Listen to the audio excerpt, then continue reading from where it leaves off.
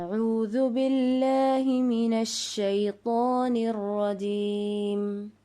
بسم الله الرحمن الرحيم.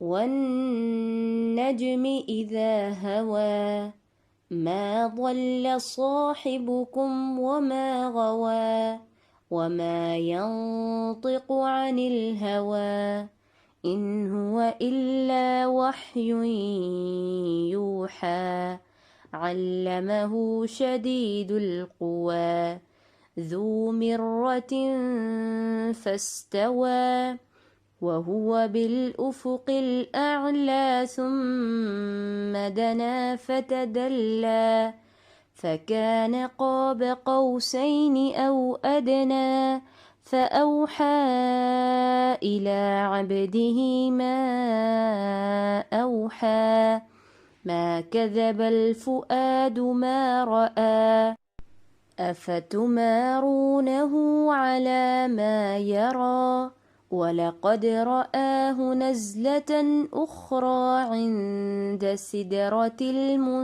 المنتهى عندها جنة المأوى إذ يغشى السدرة ما يغشى ما زاغ البصر وما طغى لقد رأى من آيات ربه الكبرى أفرأيتم اللات والعزى ومناة الثالثة الأخرى ألكم الذكر وله الأنثى تلك إذا قسمة ضيزى إن هي إلا أسماء سميتموها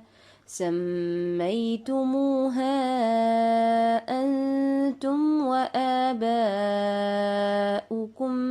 ما أنزل الله بها من سلطان إن يتبعون إلا الظن وما تهوى الأنفس ولقد جاءهم من ربهم الهدى أم للإنسان ما تمنى فلله الآخرة والأولى.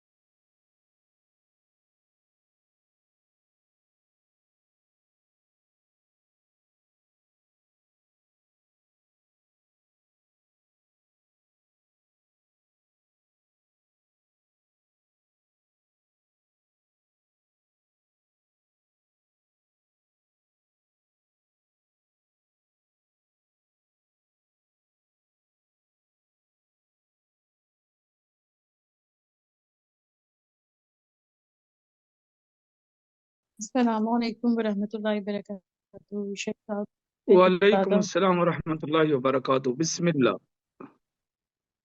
बिस्मिल्लाह। जवेरिया जमील, कैसी हैं आप? अल्हम्दुलिल्लाह शेख, अल्हम्दुलिल्लाह। आपको बहुत बहुत शुक्रिया आपका मुबारक कि हो। आपने हमें। आपने जी, आपको बहुत मुबारक हो। आप माशाल्लाह कुरान पाक की स्टूडेंट हैं और आपने सूरत यूसुफ पढ़ी और इससे इल्म और हिकमत के खजाने चुने। मैं इससे बहुत खुश हूँ, अल्हम्दुलिल्लाह। आप सबसे बहुत ज्यादा खुश हूँ। जज़ाकल्लाह शेख, अल्लाह आपसे भी खुश हो। शेख, मेरा क्वेश्चन आमीन ये है आमीन कि जी। सूरह यूसुफ ज्वाइन करने के सिलसिले में भी मेरी बेसिक ख्वाहिश यही थी कि जब कोई आपके साथ बहुत ज्यादा बुरा करे, आपको परमानेंट नुकसान पहुंचा दे, उस शख्स को आप माफ कर दें सिर्फ अल्लाह की खातिर, और फिर भी आपके दिल में बाज़ का गुस्सा और بدلے کی خواہش نہ سی، ایک غصہ آتا رہے، تو اس غصے سے کیا آپ کا اجر معاف کر دینے کا کم ہو جائے گا؟ اور پھر اس غصے کے نتیجے میں اگر آپ کو محسوس ہو کہ آپ کے دل میں کینہ آ رہا ہے، تو اس سے کیسے بچا جائے؟ اصل میں کسی بھی انسان سے دوسرے انسان کو جو تکلیف پہنچی ہوتی ہے اس کو بھلانا اتنا آسان نہیں ہوتا. یہ کام کہنے کو تو بہت آسان لگتا ہے، لیکن اس پر پوری طرح عمل درآمد بہت مشکل ہوتا ہے، کیونکہ انسان کو جو تکلیفیں پہنچ گئی ہوتی ہیں ان کے زخم بار بار ہرے ہوتے ہیں، اور وہ بار بار ان کو یاد کر کے انسان کو اذیت پہنچتی ہے. یہ بات درست ہے؟ جی جی بالکل. جویریہ، آپ کو میری آواز پہنچ رہی ہے؟ جی جی سر، بالکل ایسا ہی ہے، خصوصاً جب آپ ان لوگوں کے یہ ساتھ رہتے کام ہو. بہت، جی، جب لوگوں کے ساتھ رہتے ہوں، اور یہاں پر جو ہوتا ہے نا پاسٹ، اس کو مکمل طور پر بھلانے کی کوشش کرنی چاہیے. اور جب بھی ان کی طرف سے پہنچائی گئی کوئی تکلیف آپ کو یاد آئے تو آپ کو اعوذ باللہ السمیع العلیم من الشیطان الرجیم من ہمزہ ونفخہ ونفثہ پڑھنا چاہیے، کیونکہ وہ شیطان کی طرف سے اٹیک بھی ہو سکتا ہے، تاکہ آپ کو اذیت میں لے کر جائے، شیطان آپ کو تکلیف دے. اور جب ایسا ہو تو آپ نے یہ سوچنا ہے اس وقت کہ میں نے اس کو معاف کر دیا ہے اللہ کی رضا کی خاطر، اور اللہ میرا اجر برقرار رکھے اور مجھے مخلوق کے شر سے محفوظ رکھے. یہ آپ نے سوچنا ہے. اس کے بعد آپ کو ریلیف ملے گا، اسی وقت انسٹنٹ آپ کو ریلیف ملے گا اللہ کی طرف سے، جو کہ آپ کے لیے حوصلہ ہوگا. کیا ساری کلاس اس وقت مجھے سن پا رہی ہے؟ جی شیخ مدر.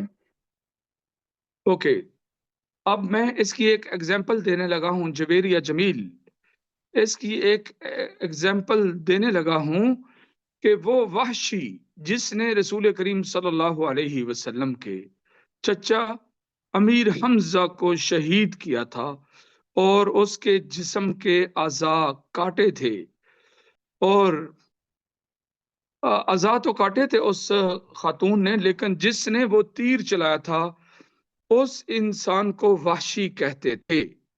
وہ ابو سفیان کی بیوی کا غلام تھا، بعد میں وہ مسلمان ہو گیا.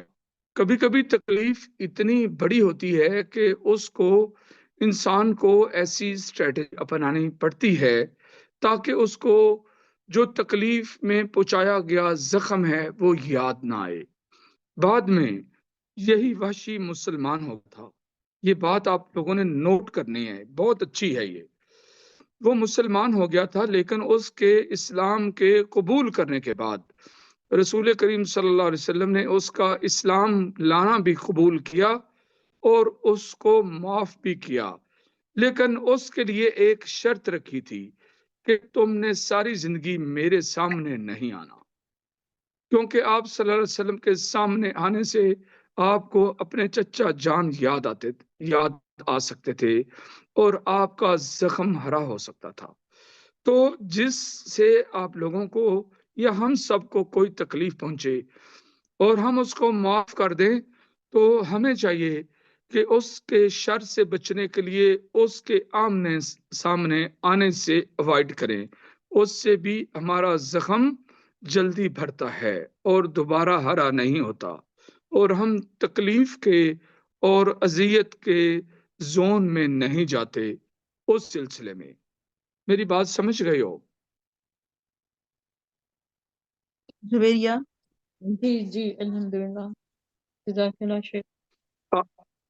جی، اس لیے جس سے آپ کو تکلیف پہنچی اور جس کو آپ نے معاف کر دیا، آپ دیکھیں کہ اگر وہ کسی ایونٹ میں وہ بھی آ رہے ہیں تو آپ بھی جا رہے ہو، تو ان کی جس سائڈ پر وہ بیٹھے آپ ان سے اوائڈ کریں، اور پھر کسی سے تکلیف لے کر دوبارہ اس کے ساتھ اسی طرح ہی ہوگا، کیونکہ جس کو تکلیف دینے کی عادت پڑی ہوتی ہے وہ ہٹتا نہیں ہے اس سے، فطرت ویسے بن چکی ہوتی ہے اس کی، اور وہاں سے آپ اوائڈ کریں اور ان کے ساتھ ریلیشن شپ بھی محدود کریں تاکہ آپ کو سابقہ زندگی کے جو تکلیفیں ہیں وہ بھی یاد نہ آئیں اور نئی تکلیفیں بھی آپ کو نہ پہنچیں اور آپ سیکیور زون میں ہو سکیں.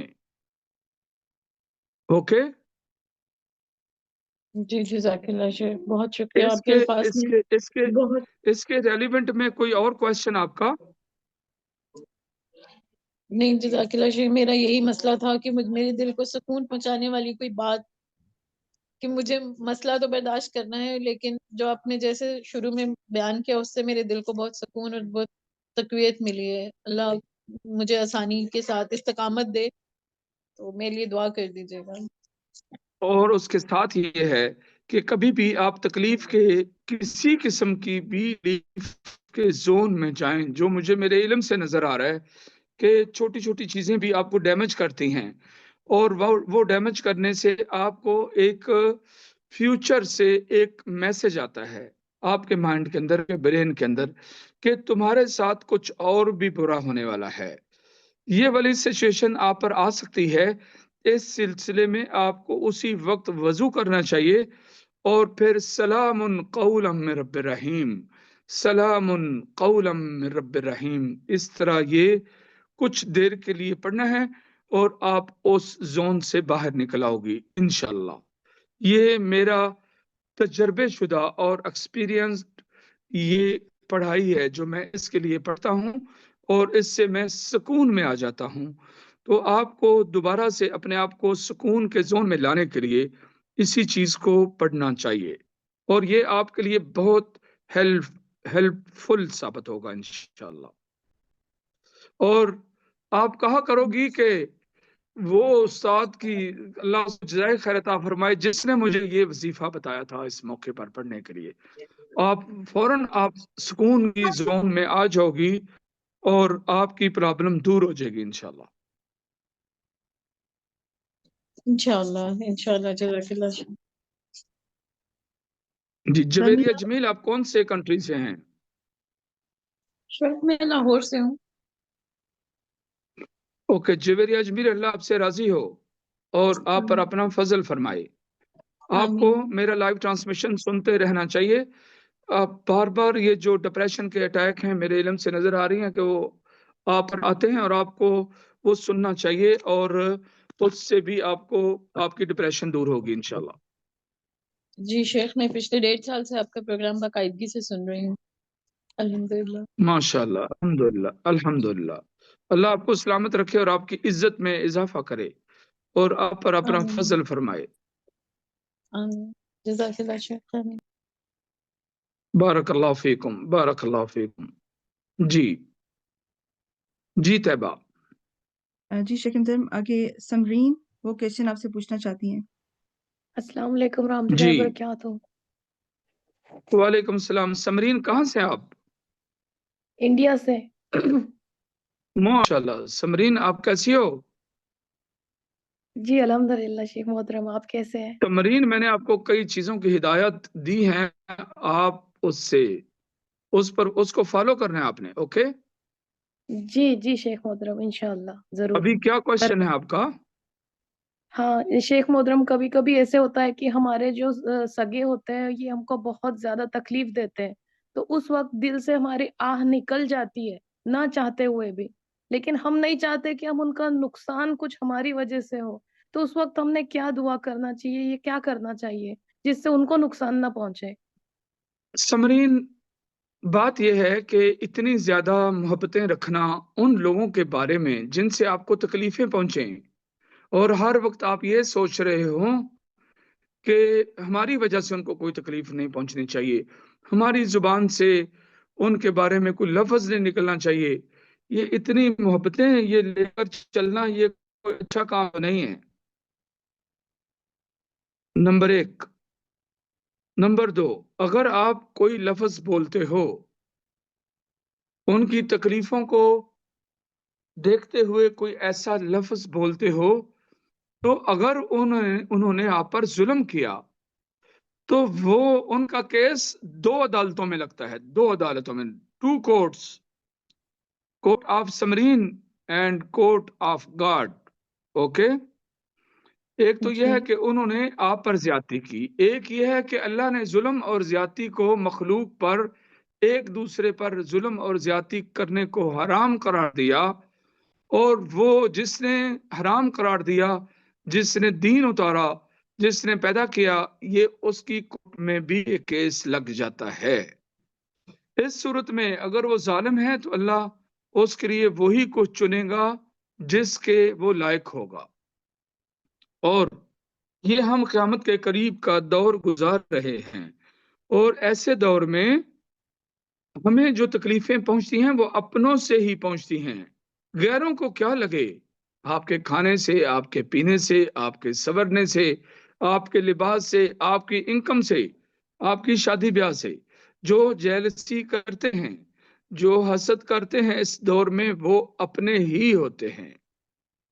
اور اس موقع پر اگر آپ کچھ نہیں بولنا چاہتے ہو تو کم از کم یہ بولو کہ ان کا معاملہ اللہ کے سپرد ہے، وہ جو چاہے ان کے ساتھ سلوک کرے، کیونکہ آپ اتنی کمزور ہو کہ آپ ان کے بارے میں، اور کمزور سے مراد یہ ہے کہ آپ صاحب ایمان ہو اور سب کے لیے درد رکھتی ہو اپنے سینے میں۔ ایسی سچویشن میں آپ کا ان کے بارے میں لفظ بولنا بھی مشکل ہوتا ہے، اور اگر بول دو تو بعد میں آپ کا ہی ضمیر آپ کو ملامت کرتا ہے، اور پھر آپ اپنے آپ کو گلٹی فیل کرتے ہو۔ تو یہاں پر لفظ بولنے کی بجائے یہ کہیں کہ ان کا معاملہ اللہ کے سپرد ہے۔ میں ایک بیٹی کو جانتا ہوں جس کا باپ فوت ہو گیا ہوا ہے، اور اس کی ماں زندہ اور سلامت ہے، اور اس کی ماں اس کی شادی اس لیے نہیں کرنا چاہتی کہ اگر میں نے اس کی شادی کر دی تو مجھے کون سنبھالے گا، جبکہ اس کا جوان بیٹا بھی موجود ہے۔ وہ جوان بیٹے کی شادی کر کے بہو لا کر بھی اپنی خدمت کروا سکتی ہے، لیکن وہ ایسا نہیں کر رہی ہے، اور وہ بیٹی کو ڈیمیج کر رہی ہے۔ یہ ایمان کی کمزوری کی نشانی ہے۔ اگر اس کا اللہ کی ذات پر بھروسہ ہو تو اللہ اس کے لیے اسباب پیدا کرے گا، یا اس کو صحت اتنی دے گا کہ وہ خود اپنا کھا پکا سکیں گی۔ وہ بہت زیادہ ایجڈ نہیں ہیں، تو اس لیے اپنے جو ہوتے ہیں انہی کی طرف سے انسان کو تکلیفیں پہنچتی ہیں۔ تو ان کی تکلیف سے، ان کی سوچوں سے وہ کیا چاہتے ہیں، آپ اس چیز سے اوائڈ کریں۔ اور جب آپ کو پتہ چل جائے کہ یہ چاہتے ہیں کہ میری شادی نہ ہو، جبکہ آپ شادی کرنا چاہتے ہو، تو پھر جو ان کا موقف ہے اس کے اپوزٹ ڈٹ جائیں اور حالات کا مقابلہ کریں، اور جو وہ آپ کے بارے میں شر سوچ رہے ہوتے ہیں یہاں اپنے اندر پوزیٹیوٹی پیدا کریں اور مثبت جہت کی طرف چل پڑیں۔ اللہ آپ کا مددگار ثابت ہوگا۔ لیکن اگر آپ نے انہی کی باتیں سن کر پھر اپنے ڈیسیجن چینج کرنے ہیں اور ان کی طرف ہی چلنا ہے، جو ان کے نظریے ہیں، جو ان کی سوچیں ہیں، جو ان کے آپ کی ذات کے بارے میں ارادے ہیں، تو یو آر رانگ۔ میری بات سمجھ گئے ہو؟ جی شیخ محترم، الحمدللہ جی سمجھ میں آ گیا ہے۔ اور جی ایک سوال شیخ محترم یہ تھا کہ ہمارے دل میں جو محبت رہتی ہے ان لوگوں کے لیے بہت زیادہ، کیا یہ شیطان بھی زیادہ پیدا کر دیتا ہے؟ اور اگر ہے یہ تو اس چیز کو کس طرح سے ختم کرنا چاہیے ہم لوگوں نے؟ اوکے، جو لوگ آپ سے آپ کا شر سوچتے ہیں اور آپ ان کی محبت کا سوچتے ہو، یہ آپ کے نفسیاتی مسئلہ ہے، یہ نفسیاتی مسئلہ ہے، اور یہ یہاں پر ٹھیک کرنا چاہیے اپنے ذہن کو۔ دیکھیے، دین اسلام میں دو چیزیں ہیں، الحب فی اللہ والبغض فی اللہ، اللہ کے لیے محبت کرنا اور اللہ کے لیے بغض اور نفرت کا راستہ اختیار کرنا۔ اگر وہ آپ کو شر پہنچانے کا سوچتے ہیں تو آپ کو ان کے بارے میں، اگر آپ نفرت نہیں کرتے ہو تو کم از کم سائلنٹ موڈ میں رہیں، نہ کہ آپ ان کے لیے اپنے دل میں، اپنے سینے میں محبتیں بڑھاتی رہیں۔ اوکے؟ جی شیخ محترم، جزاک اللہ خیرن کثیر، الحمدللہ۔ بارک اللہ فیکم، بارک اللہ فیکم۔ سمرین، مجھے بہت خوشی ہوئی ہے کہ آپ نے سورۃ یوسف پڑھی اور ماشاءاللہ اس سے آپ نے علم کا فیض حاصل کیا۔ جی لیکن میں یہ چاہتا ہوں جو کچھ میں نے سیشن میں آپ کے لیے رہنمائی دی ہوئی ہے آپ کو اس کو فالو کرنا ہے، کیونکہ بعد میں خدا نخواستہ اگر ہم لوگ ان کے پیچھے لگ کر رانگ ڈیسیجن اختیار کرتے ہیں تو آپ کی اگر شادی کی ایج گزر گئی تو وہ آپ کے ساتھ کچھ اور برا سلوک اختیار کر سکتے ہیں، جس وقت آپ کے لیے یہ سہنا مشکل ہو جائے گا۔ اوکے، جی جی شیخ محترم، جی انشاءاللہ، آپ جزاک اللہ۔ سلامت رہیں، اللہ آپ کی عزتوں میں اضافہ کرے اور آپ کے علم میں اضافہ کرے اور اللہ آپ کے نصیب اچھے کرے اور آپ کو خوشیاں دے اور آپ کو سکسیسفل فیوچر دے۔ رائٹ؟ آمین آمین انشاءاللہ، جزاک جی اللہ خیر شیخ۔ جی، آمین۔ آمین و ایاکم، بارک اللہ فیکم۔ جی طیبہ، شیخ محترم نیکسٹ سروت ہے، وہ سوال پوچھنا چاہتی ہیں۔ ثروت کہاں سے؟ السلام علیکم ورحمۃ اللہ وبرکاتہ استاد محترم۔ وعلیکم السلام، بسم اللہ۔ ثروت کہاں سے ہیں؟ کینیڈا سے استاد محترم۔ ثروت یہ نام تو میں نے سنا ہوا ہے۔ جی جی، یوسف کی والدہ ہوں۔ ماشاء اللہ تبارک اللہ، ماشاء اللہ تبارک اللہ، ماشاء اللہ۔ جی یوسف کا کیا حال ہے؟ الحمدللہ الحمدللہ الحمدللہ۔ ماشاء اللہ، کچھ ریکوری آئی ہے مزید؟ کچھ ریکوری ہے مگر کچھ اور بھی چاہیے ہوگا ریکوری کے لیے۔ اوکے، الحمدللہ۔ آپ بعد میں مجھے میسج کر کے جی جی، جو بھی ضرور رہنمائی چاہیے وہ مجھ سے پوچھنا۔ ضرور۔ استاد جی، محترم ابھی کا کوشچن۔ جی سورہ یوسف جی سے خاص لگاؤ ہے شروع سے ہی مجھے، اور الحمدللہ ایک عرصے سے قرآن سے میں جڑی ہوئی ہوں۔ سورۃ یوسف ایک بہت ہی یونیک سورہ ہے، اور اس میں کچھ ایسی چیزیں میں شیئر کرنا چاہ رہی ہوں آپ کے ساتھ بھی اور گروپ کے ساتھ بھی، اور پھر انشاءاللہ ایک چھوٹا سا کوشچن ہے میرا۔ سورۃ یوسف میں جی اللہ سبحانہ و تعالیٰ نے 5 دفعہ محسن کا لفظ استعمال کیا ہے حضرت یوسف علیہ السلام کے لیے۔ جی یہ وہ واحد صورت ہے جی جس میں 5 دفعہ ایک نبی کے لیے محسن کا لفظ استعمال کیا گیا ہے۔ اس کے علاوہ جی سورۃ الصافات میں 6 دفعہ محسن کا لفظ استعمال کیا ہے، مگر وہاں پر مختلف انبیاء کے لیے محسن کا لفظ استعمال کیا گیا ہے۔ سورۃ جی یوسف میں جو 5 مقامات ہیں جہاں پر محسن کا لفظ استعمال کیا گیا ہے، اس میں 2 اللہ سبحانہ و تعالیٰ یعنی خالق نے حضرت یوسف علیہ السلام کو یہ آنر بخشا ہے، اور 3 دفعہ اور 2 دفعہ مخلوق کی زبان سے محسن کا لفظ استعمال ہوا ہے۔ تو یہ ایک بہت جی ہی بڑی آنریبل چیز ہے حضرت یوسف علیہ السلام کے لیے، کیونکہ اس صورت کو احسن القصص کہا گیا ہے، یہاں پر بھی احسن کا جی لفظ استعمال ہوا ہے۔ جی تو مین جی جی کرائیٹیریا جو اس پوری صورت کا ہے، اگر اس کا نام دوسرا رکھا جائے تو محسن رکھنا بہت ہی مناسب ہوگا، کیونکہ اس میں بار جی بار احسان کا ذکر ہے، بار بار محسن ہونے کا ذکر ہے۔ تو ایک جی آیت جو جی مجھے بہت ہی اچھی لگی اور میں چاہ رہی تھی کہ میں آپ سے تھوڑی سی اس کی انڈرسٹینڈنگ لوں، آیت نمبر 22۔ آیت نمبر 22 میں اللہ سبحانہ و تعالیٰ فرما رہے ہیں کہ جب حضرت یوسف علیہ السلام ایک بھرپور عمر تک پہنچے، اپنی جوانی کو پہنچے، تو ہم نے انہیں عطا کی حکمت اور علم، اور اسی طرح ہم بدلہ دیتے ہیں احسان کرنے والوں کا۔ تو میرا یہ سوال ہے کہ جی اگر ہم اپنی زندگی میں احسان کرنا چاہتے ہیں تو کیا یہ کرائیٹیریا ہم اپنی زندگی میں رکھ سکتے ہیں کہ ہم حکمت اور علم، خاص طور پر علم قرآن و حدیث کا، اگر ہم اس سے جی جڑ جائیں تو کیا اللہ سبحانہ و تعالیٰ ہمیں یہ محسنین والا درجہ دے سکتے ہیں، ہماری مدد فرما سکتے ہیں کہ ہم زندگی میں محسن بنیں؟ کیونکہ محسن بننے کے بغیر اس زندگی میں گزارا نہیں ہے، آپ کی ہر طرف سے ایسا آپ محسن بننا اس لیے ضروری ہے کیونکہ ہماری عبادات میں احسان کی ضرورت ہے، ہمارے معاملات میں احسان کی ضرورت ہے، تو محسن جی بنے بغیر گزارا نہیں ہے۔ تو میرا یہ سوال ہے کہ کیا، کیونکہ یہ لفظ جو حکمن و علمن عطا کیا ہے نا اللہ سبحانہ و تعالیٰ نے قرآن میں، یہ بھی صرف 3 ہی مقامات پر اللہ سبحانہ و تعالیٰ نے بیان فرمایا ہے۔ حضرت یوسف علیہ جی السلام کو ہم نے علم و حکمت عطا کی، حضرت موسیٰ علیہ السلام کو علم و حکمت عطا کی، اور حضرت لوط کو اسپیسیفکلی یہی ورڈز آتیناہ حکمم و علما۔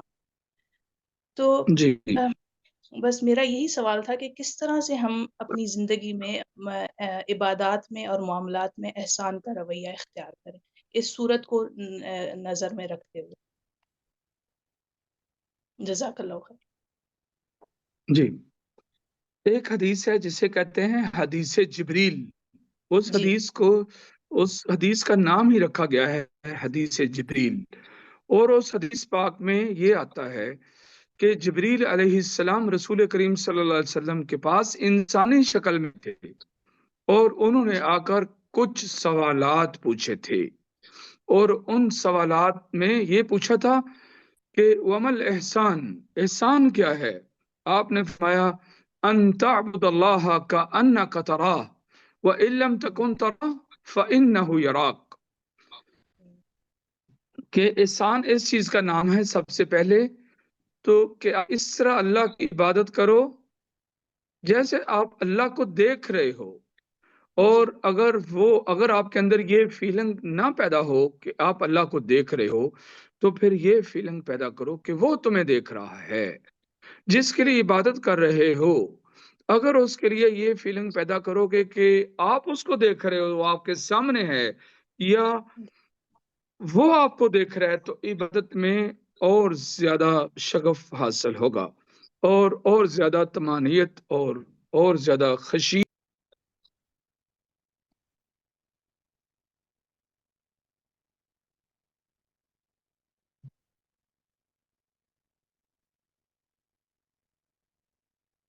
I think Sheikh Imam is going to join again. Sisters, please wait.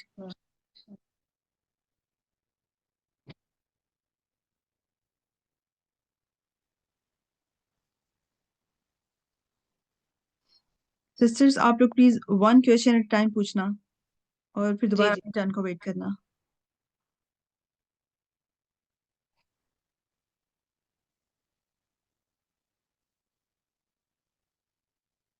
Assalamu alaikum, sisters. I would also say please keep your questions concise, and so everybody who wants can have a chance to ask their questions. Jazakallah khair. وعلیکم السلام ورحمۃ اللہ وبرکاتہ. انشاءاللہ.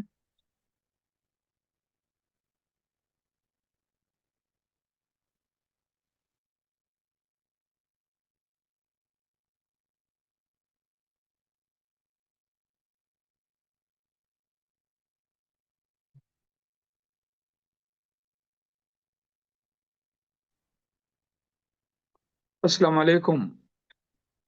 وعلیکم السلام ورحمۃ اللہ وبرکاتہ. جی، تو یہاں پر سب سے پہلے عبادت میں جو احسان ہے اس کا ذکر کیا گیا.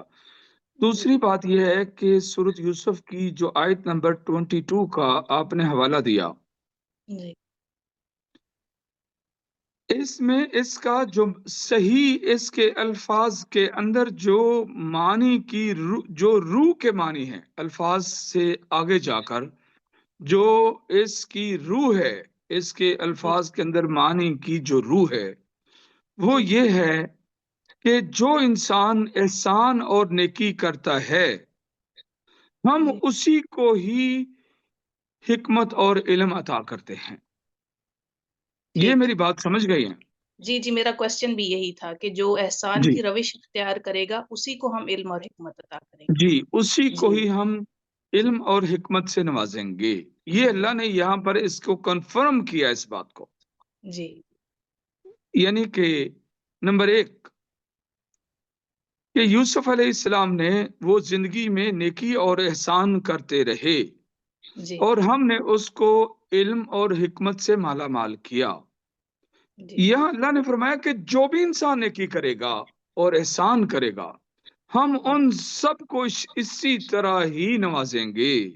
یہ مطلب ہے اس کا سبحان اللہ سبحان کہ جزاک اس کے لفظوں کے جو معنی ہیں، معنی کے اندر سے جو روح آ رہی ہے وہ یہ ہے.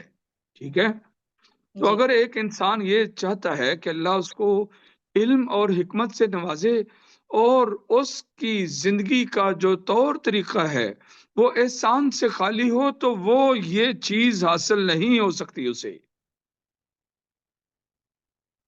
علم اور حکمت کوئی سیکھنا چاہتا ہے لیکن اس کی جھولی نیکی سے خالی ہے جو دوسروں کے ساتھ کرنی ہے.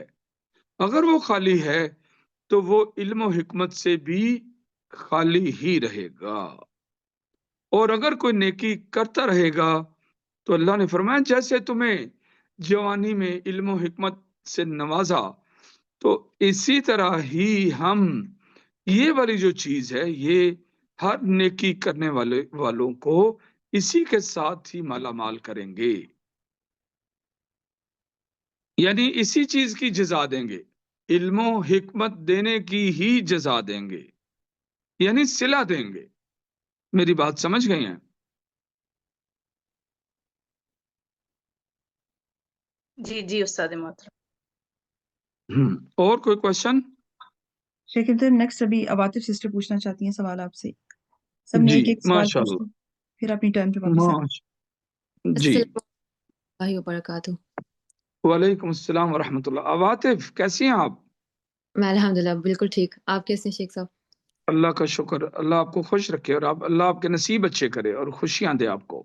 آمین، حیاک اللہ۔ جی جی شیخ صاحب، حضرت یوسف علیہ السلام کو اللہ تعالیٰ نے مصر کا اختیار دینا تھا، تو ان کو مصر تک اللہ تعالیٰ نے ان کے بھائیوں کے ہاتھوں پہنچایا لیکن تکلیف سے۔ اسی طرح اللہ تعالیٰ نے حضرت یوسف علیہ السلام کو قید میں ڈالا، جو کہ تکلیف دہ تھا، لیکن اس واقعے سے ان کا جو روشن کردار تھا وہ سب کے سامنے آیا، اور وہاں سے جو بادشاہت تک کا جو سفر تھا وہ شروع ہوتا ہے۔ تو اس سے پتہ چلتا ہے کہ زندگی میں بہت سی حقیقتیں، بہت سے معاملات، بہت سے فیصلے وہ بظاہر انسان کے حق میں نہیں ہوتے، لیکن وہ انسان کو کسی خیر کی طرف لے کر جا رہی ہوتے ہیں، اور اگر ہم بگر پکچر میں دیکھیں تو وہ اللہ تعالیٰ کے ایک پلان کا حصہ ہوتے ہیں کہ اللہ تعالیٰ ہمیں کسی بہتری کی طرف لے کر جا رہا ہوتا ہے۔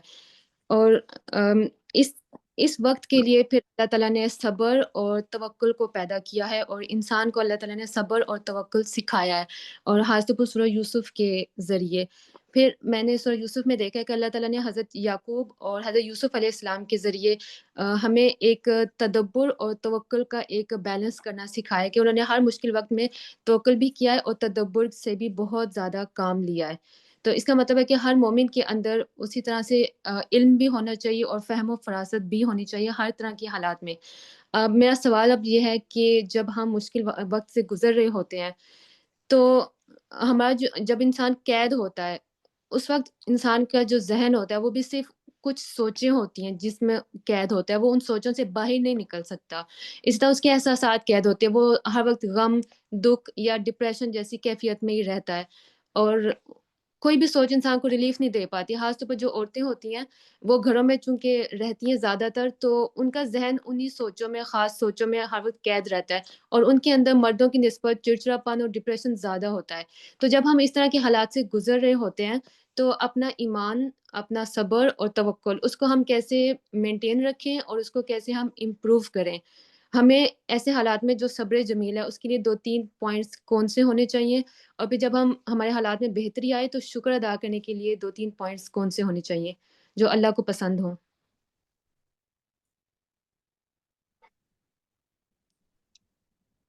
ہاں، یہ آپ کی بات بالکل درست ہے کہ عورتیں زیادہ ڈپریشن میں جاتی ہیں اس لیے کہ ان کا فوکس چینج ہونے کے موقع نہیں ملتے، بالکل جبکہ جو مرد ہیں وہ باہر جاتے ہیں، کوئی یونیورسٹی کا پروفیسر ہے، کوئی بزنس مین ہے، کوئی جاب کرنے والا ہے، وہ جو اس کا ٹائم باہر گزرتا ہے اس سے اس کے فوکس چینج ہو جاتے ہیں اور اس سے ان کو ریلیف ملتا ہے۔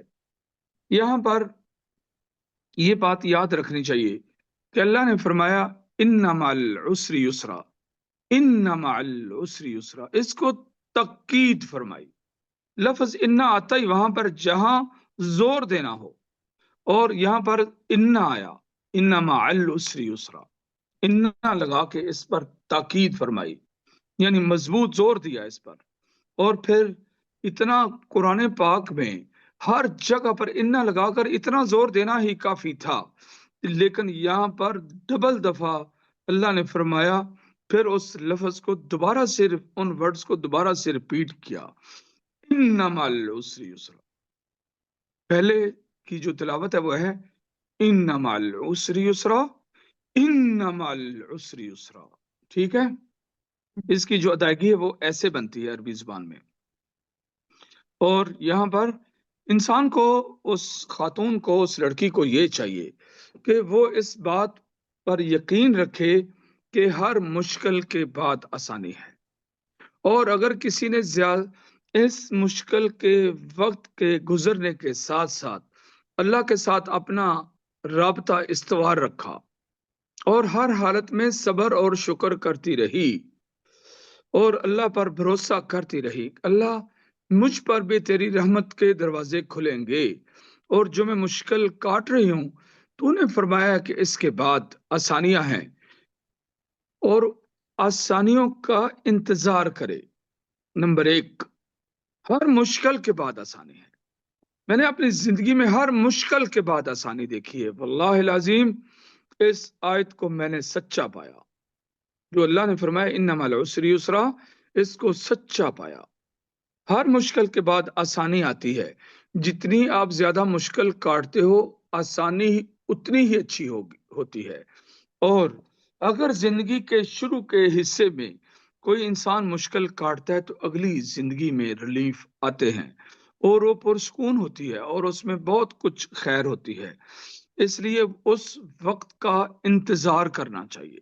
اگر آپ لوگوں کے لیے یا ہم سب لوگوں کے لیے اس کا انتظار کرنا مشکل ہوتا جا رہا ہے اور کرب میں ہم اور زیادہ کرب کی دلدل میں ہم گھستے جاتے ہیں، تو پھر اللہ سے ایک دعا کرنی چاہیے کہ اللہ مجھ پر جو بوجھ ہے وہ بڑھتا جا رہا ہے، اور تو نے فرمایا کہ لا یکلف اللہ نفسا الا وسعها، اللہ تو نے میری باڈی کے سٹرکچر کو، میرا مائنڈ، میرا دماغ، میرا دل کتنی تکلیفیں برداشت کر سکتا ہے، اس کو تو نے ہی پیدا کیا ہے اور تو اس کے لیولز کو جانتا ہے، اس کی کیپیسٹی کو جانتا ہے۔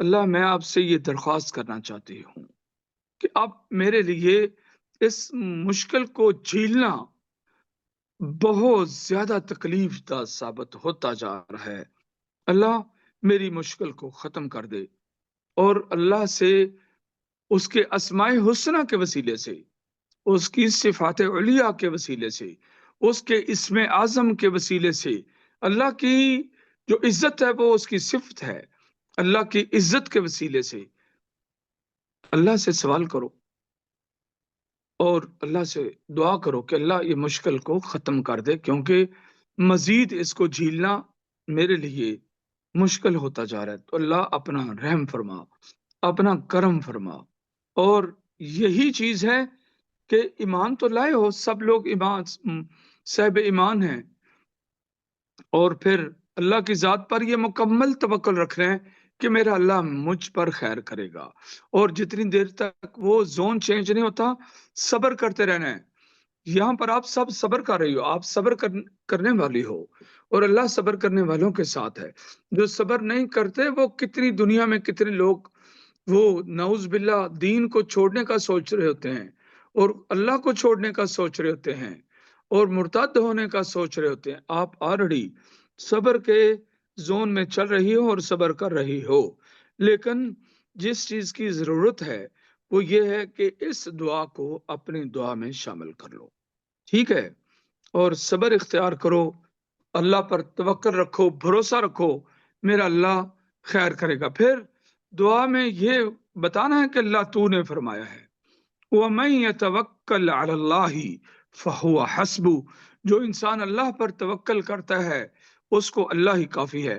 اے اللہ میں تجھ پر توکل کرتی ہوں، اے اللہ تیرے سوا میرے معاملات کو سنوارنے والا کوئی نہیں ہے، جب ہے ہی تو ہے، تو اللہ میں تیری رحمت کی طرف دیکھ رہی ہوں کہ کب آئے گی، اور یہ والا جو موقف ہے یہ اپنا کر، یہ دعا کا طریقہ کار اپنا کر اس پہ گامزن رہنا ہے، اور بار بار شیطان اٹیک کرے گا، اور اعوذ باللہ پڑھ کے دل پر دھتکارتے رہنا، اور موبائل کم دیکھنا، اور رات کی نیند مکمل کرنا، اور ہر روز قرآن پاک کی تلاوت آپ ایک طے کر لیں کہ میں نے روزانہ آدھا سپارہ پڑھنا ہے، اور اس وقت آپ کو کوئی سوچ نہ ہو، آپ اس کے لفظوں کو دیکھ رہے ہوں اور پڑھ رہے ہوں، اور پوری توجہ قرآن پاک کی طرف ہو۔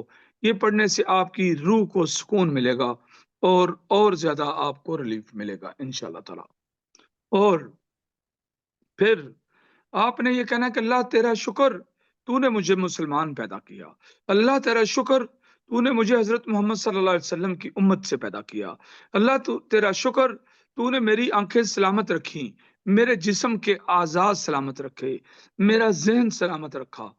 اے اللہ میں تیری اور زیادہ شکر گزار بندی بننا چاہتی ہوں۔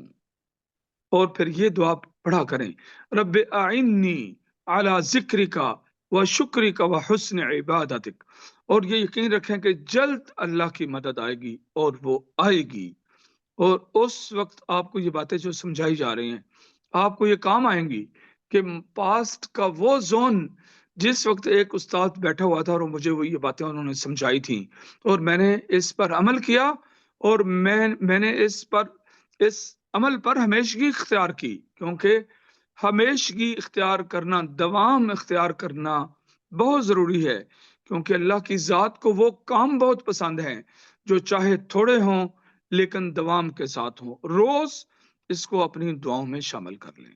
یہ اللہ کو کسی بھی چیز کا جو دوام ہے اس پر ہمیشگی کا عمل وہ بہت اچھا لگتا ہے اور بہت پسند ہے۔ آپ ان سب چیزوں پر عمل کریں، اللہ آپ کے لیے خیر کرے گا انشاءاللہ۔ انشاءاللہ۔ جزاک اللہ خیر۔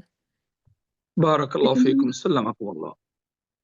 لیکن آگے دو لوگ ہیں جن کا ملتا ہوا سوال ہے۔ ایک جنہ ہے جو پوچھ رہی ہیں کہ ہم اپنے آپ میں ایسا اعلیٰ اخلاق کس طرح بلڈ اپ کریں، جیسے معاف کرنے کا، صبر کرنے کا، ہمیشہ اپنے رب سے حسن ظن رکھیں مشکل حالات میں۔ دوسرا بھی سیم کویشچن یہ ہے کہ وہ کہہ رہی ہیں کہ آسمہ اشرف ہیں، وہ کہہ رہی ہیں کہ ہم پریکٹیکل سٹیپ کیسے لیں اپنے اندر صبر پیدا کرنے کا، معاف کرنے کا، اپنا جو کردار ہے اس کو مضبوط کرنے کا، پالش کرنے کا اس کو۔ سورہ یوسف کی جو تعلیمات ہے اگر آپ ایک ایک سوال پوچھیں علیحدہ علیحدہ دونوں کا تو زیادہ نہیں اچھا رہے گا۔ جی شیخ صاحب، میں دوبارہ سے پوچھتی ہوں۔ جنہ جی، بھائی پوچھ رہی ہیں کہ ہم اپنے آپ میں ایسا اعلیٰ اخلاق کس طرح بلڈ اپ کریں، جیسے معاف اعلیٰ کرنے، اعلیٰ اعلیٰ اخلاق، اعلیٰ اخلاق، اعلیٰ اخلاق، جی۔ یہ کس طرح ہم بلڈ اپ کریں، جیسے معاف کرنے کا، صبر کا، اور ہمیشہ اپنے رب سے حسن ظن رکھیں مشکل حالات میں۔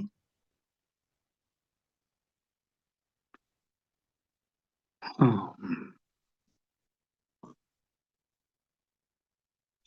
ارے یہ بات تو وہ پوچھے جس نے اپنے اخلاق، یہ عطر الجنہ ہے۔ جی شیخ مطہر۔ ارے یہ بات تو وہ پوچھے جس کے اخلاق میں کوئی شک شبہ ہو۔ اس نے تو یہ جتنے چینل پر لوگ ہیں سب کو اپنے اخلاق کا گرویدہ بنایا ہوا ہے۔ ماشاء اللہ، تبارک اللہ۔ نبیہ کیا؟ جی جی شیخ مطہر۔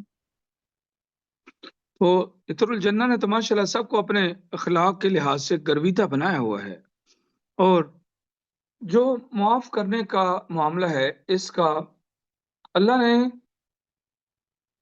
نے معاف کرنے والوں کو بہت اجر عطا کرنا ہے، اور معاف کرنے سے اللہ عزتیں عطا کرتا ہے اور بہت اچھا فیوچر عطا کرتا ہے۔ یہ سوچ کر کہ رسول کریم صلی اللہ علیہ وسلم نے دنیا میں جتنے بھی کامیاب لوگ گزرے ہیں، جن کو اللہ نے شہرت اور عزت سے حد سے زیادہ نوازا، وہ معاف کرنے والے تھے، جن میں حضرت یوسف علیہ السلام۔ دیکھیں، اگر کوئی انسان آج کے دور میں اگر کوئی انسان کسی کو معاف کرنے کا سوچے تو وہ لفظوں کو معاف نہیں کر سکتا، بڑا مشکل ہے صرف لفظوں کو معاف کرنا۔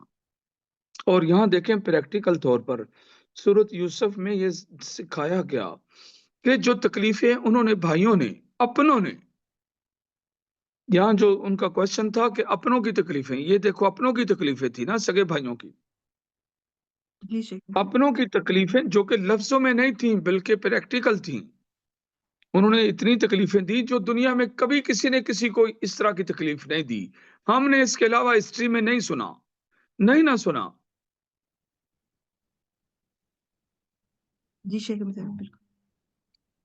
تو یہاں پر حضرت یوسف علیہ السلام کے اپنے بھائیوں نے جو ان کو تکلیفیں دی، ہم نے آج تک اس طرح کی تکلیفیں کسی اور بھائیوں کی بھائی کے لیے نہیں سنی تھیں، اور یہاں پر ان کو پریکٹیکل طور پر تکلیف پہنچی، اور پھر انہوں نے کیا کہا، لا تثریب علیکم اليوم، اور اللہ تمہیں معاف کرے، تم پر کوئی آپ پر سختی نہیں کی جائے گی جو آپ لوگوں نے غلطی کی۔ معاف کیا، اللہ نے ان کو اور عزتوں سے نوازا اور شہرتوں سے نوازا، اور ان کی یہ باتوں کو احسن القصص کے طور پر یہ سورۃ یوسف میں ذکر کیا، اور ہم سب کے لیے اس کو بطور عبرت اور بطور نصیحت ہمارے لیے اور حضرت محمد صلی اللہ علیہ وسلم کے دین میں، قرآن پاک میں اس کا ذکر کیا۔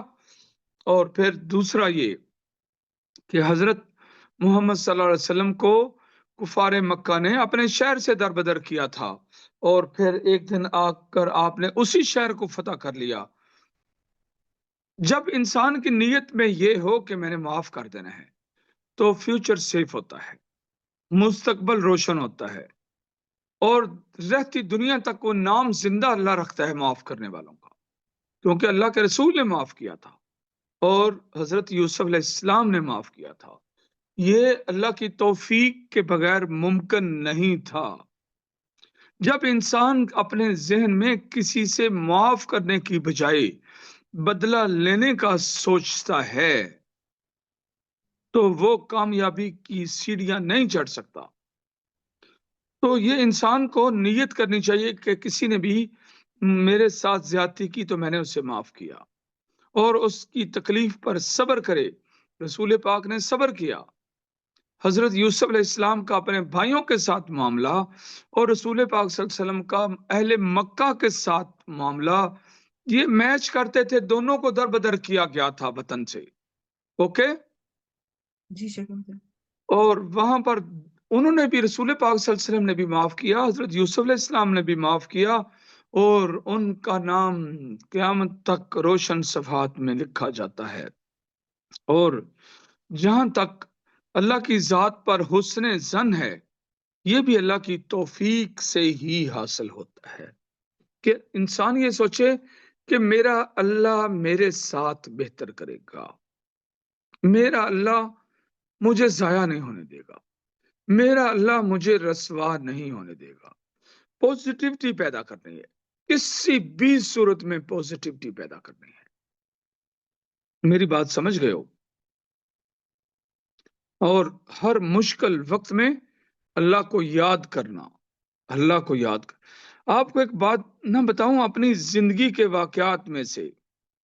جی شیخ محترم ضرور۔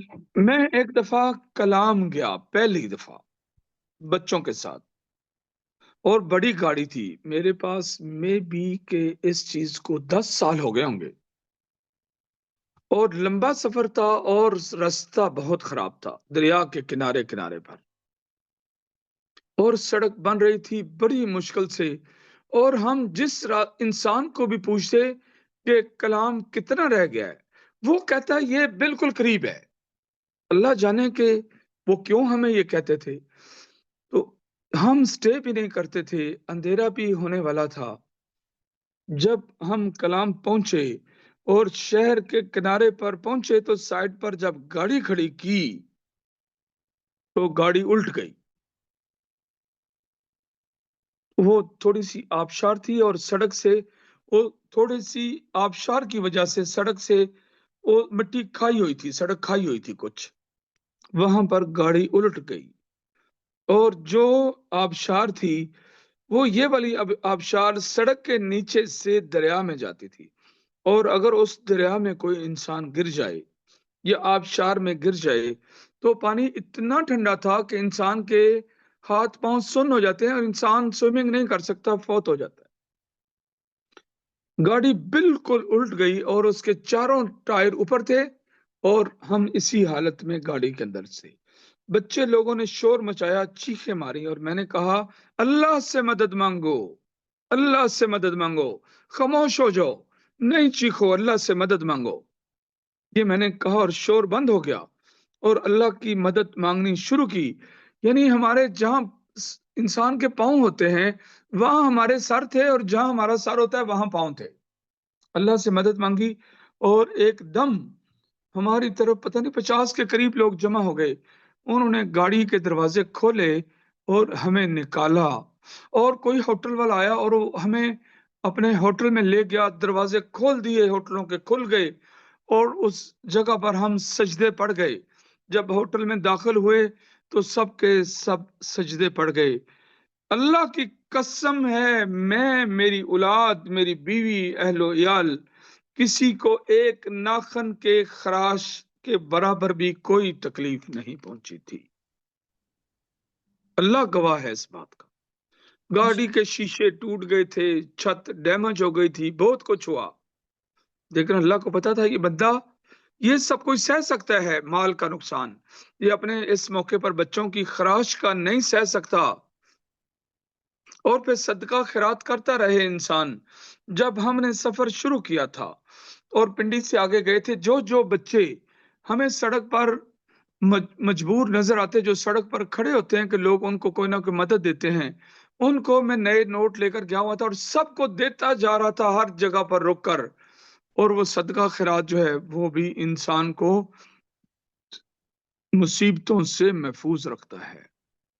یہ میری آپ بیتی کا واقعہ ہے. تو اللہ سے مدد مانگتے رہنا چاہیے، اللہ کے ساتھ اٹیچ رہنا چاہیے، اور مصیبت کے وقت صبر کرنا چاہیے. اور انسان کو کبھی بدلہ لینے کا کسی سے نہیں سوچنا چاہیے. یہ انسان کو اس کی منزل تک پہنچنے نہیں دے گا. اسلام کے اندر، اسلامی تعلیمات کے اندر، جو انسان علم حاصل کرے اور وہ علم اس لیے حاصل کرنا چاہے، اپنی سوچ کو یہ لے کر چل رہا ہو کہ میں نے فلاں کا مقابلہ کرنا ہے جو کہ اس سے بڑا اہل علم ہے، تو اللہ نے اس چیز کی شدت کے ساتھ مذمت کی ہے. تو بدلے کا یہ معاملہ کبھی نہیں اپنے ذہن میں رکھنا چاہیے. دین اسلام کے مطابق چلو اور کسی کو تکلیف نہ پہنچاؤ، یہی اعلی اخلاق ہے. اور یہ سب کچھ تکلیف میں صبر کرو، جلدی نہیں کرو، اچھے دنوں کا انتظار کرو. اچھے دن ضرور آئیں گے، چاہے وہ مہینے بعد آئیں، سال بعد آئیں، 1.5 سال بعد آئیں. آپ کی زندگی میں خیر ہی خیر آئے گی. اللہ پر حسن ظن رکھنا، اور یہ سوچ کر رکھنا کہ اگر میں نے اللہ پر حسن ظن رکھا تو میرا اللہ میرے حسن ظن پر پورا اترے گا. حسن ظن رکھنے کا جو بینیفیشری ہے وہ بھی انسان خود ہی ہے نا، جو حسن ظن اختیار کرتا ہے. کیونکہ اللہ نے رسول کریم صلی اللہ علیہ وسلم کو فرمایا اپنی امت کو میسج دو کہ وہ میرے اوپر حسن ظن رکھیں، کیونکہ جو انسان مجھ پر حسن ظن رکھتا ہے میں اس پر پورا اترتا ہوں. میں نے اپنے اللہ پر ہر وقت حسن ظن رکھا اور میں نے دیکھا کہ ہمیشہ میں نے اللہ کو اپنے ساتھ پایا. سوء ظن رکھنا یا مایوسی رکھنا، نا امیدی رکھنا، اس کا نقصان انسان کو خود فیس کرنا پڑتا ہے. ہمارے پاس کوئی آپشن نہیں ہے سوائے اس کے کہ ہم اپنے رب کے ساتھ حسن ظن رکھیں. ٹھیک ہو گیا؟ جی شیخ محترم، جزاک اللہ خیرن. شیخ محترم اگلا جو سوال ہے وہ ہے آسماء اشرف کی طرف سے، اور وہ کہہ رہی ہیں کہ سورہ یوسف سے جو ہم نے سبق سیکھا ہے اس کی روشنی میں، اس کو دیکھتے ہوئے ہم کون سے پریکٹیکل جو سٹیپس ہیں وہ اپنی زندگی میں لے کے آئیں اپنے اندر. ہم صبر، دوسروں کو معاف کرنا اور بہترین اخلاق بلڈ اپ کرنا اپنے اندر، یہ چیزیں ہم پریکٹیکلی کیسے لے کے آئیں اپنی زندگی میں؟ ارے وہ تو اسی طرح کے سوال، اس کے حقیقت میں تو اس کا جواب یہ سارے سوالوں کے اندر آ چکا ہوا ہے. جی ایک بات یاد رکھیں کہ جس انسان کی آپ کے ساتھ نیکی تھی، آپ نے اس کا جو بدلہ ہے وہ نیکی کے ساتھ دینا ہے. یہاں پر یہ جو عزیز مصر تھا، اس کی یوسف علیہ السلام کے ساتھ نیکی تھی کہ انہوں نے اس کو خریدا اور اپنا بیٹا بنا کے رکھا، اور یہاں محل میں، قصر میں ان کو بہت بڑی عزت اور بہت بڑا مقام عطا کیا تھا. یہاں پر وہی محسن کی جو کہ محسن ہے حضرت یوسف علیہ السلام کے، اور انہوں نے جب زلیخا کے نیت میں پھوٹ آئی اور پرابلم آئی تو یہاں پر جس نے آپ کے ساتھ نیکی کی ہو اس کو کبھی نہیں بھلانا چاہیے، کبھی نہیں بھلانا چاہیے. انہوں نے کہا کہ نہیں، میں یہ سب کچھ نہیں کر سکتا، انہو احسن مسوایا، انہوں نے مجھے بہت عزت دی ہے، انہوں نے میرا ٹکانہ، میرا مقام بہت بلند کیا، میرے ساتھ انہوں نے، ان کے بہت زیادہ احسانات ہیں مجھ پر، میں ان کی اہلیہ کے ساتھ ایسے کیسے کر سکتا ہوں؟ اور اس کے بدلے میں پھر ماشاء اللہ تبارک اللہ، اللہ نے ان کو عزتیں عطا کی۔ اور یہاں پر اللہ کے بہت سارے کاموں میں حکمت ہوتی ہے۔ حضرت یوسف علیہ السلام نے اپنے اللہ کے ساتھ حسن ظن رکھا تھا اور صبر کیا تھا، اور ان کو یہ پتہ نہیں چلا تھا کہ قصر میں ان کو یہاں رہ کر وہ امور مملکت کے نظام کو چلانے کی کلاس دی جا رہی ہے پریکٹیکلی۔ میری بات سمجھ گئے ہو؟ ہم کبھی کبھی کسی حکمت کو نہیں جانتے، ہم اپنے فیوچر کے بارے میں نہیں جانتے، لیکن اس میں اللہ کی کوئی حکمتیں ہوتی ہیں، اللہ کی کوئی حکمتیں ہوتی ہیں جس کو ہم کبھی کبھی انڈرسٹینڈ نہیں کر پاتے۔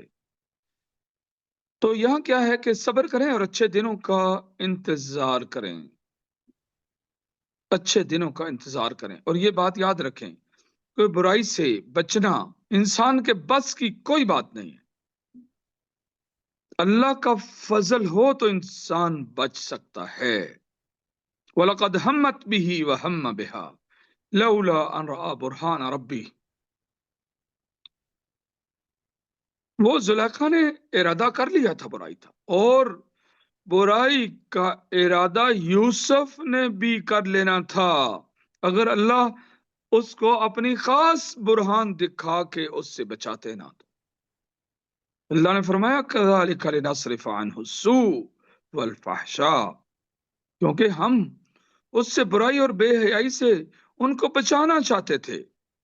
إِنَّهُ مِنْ عِبَادِنَا الْمُخْلَصِينَ، وہ ہمارے مخلص بندوں میں سے ہے، یعنی کہ وہ جو عبادت کرتے تھے وہ اخلاص تھا عبادت میں حضرت یوسف علیہ السلام کی، اور اخلاص فی العبادہ اللہ کے ہاں بہت زیادہ میٹر کرتا ہے۔ اور Deba, you also had some questions. Maybe you can ask one of your questions now. I was waiting that I will ask at the end of the class because I Okay. have a question. That's fine. Okay, ٹھیک ہے انشاءاللہ۔ جزاک اللہ خیرن۔ Yeah.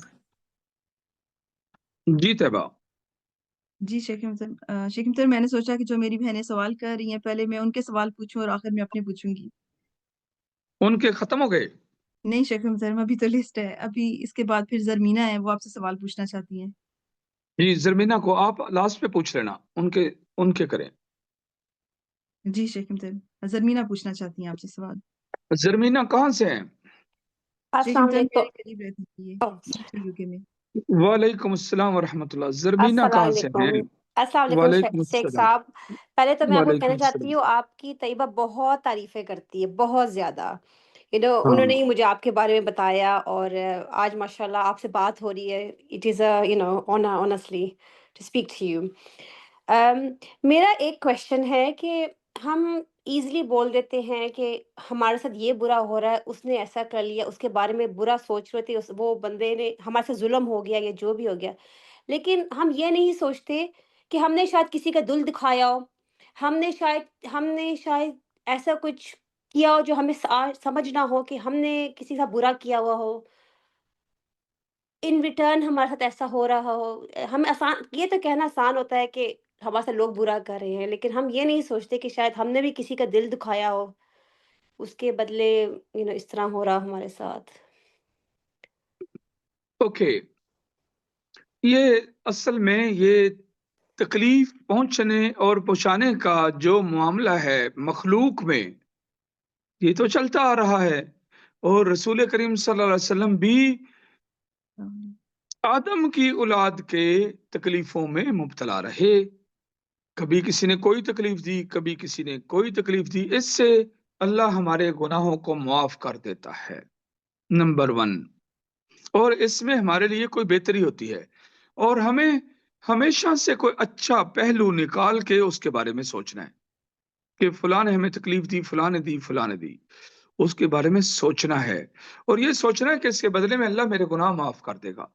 جانتی ہو زرمینہ کہ قیامت کے دن آپ صلی اللہ علیہ وسلم نے ایک دن فرمایا، صحابہ میں بیٹھے ہوئے تھے، فرمایا صحابہ کی جماعت میں، آپ نے فرمایا کیا مجھے بتا سکتے ہو کہ من المفلس فینا، کہ ہم میں سے فقیر کون ہے؟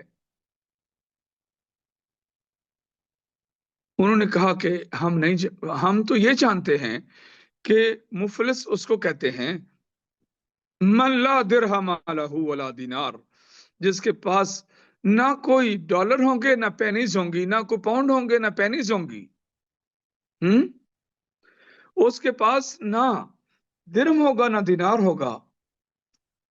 آپ نے فرمایا نہیں، مفلس وہ ہے جو قیامت کے دن اللہ کے دربار میں کسی انسان کو پیش کیا جائے گا اور اس کی نیکیاں بہت ساری ہوں گی، لیکن اس نے اس کی چغلی کی، اس کی غیبت کی، اور اس کا دل دکھایا، اس کے ساتھ یہ شر کیا، اس کو یہ نقصان پہنچایا، اس کو یہ کیا، اس کو وہ کیا، اور اس کے بدلے میں اس کے جو نیک اعمال ہیں وہاں سے اٹھا اٹھا کے جن جن کو تکلیفیں دی ان کے نامہ اعمال میں شامل کیا جائے گا، اور اس کے پاس کچھ بھی نہیں بچے گا۔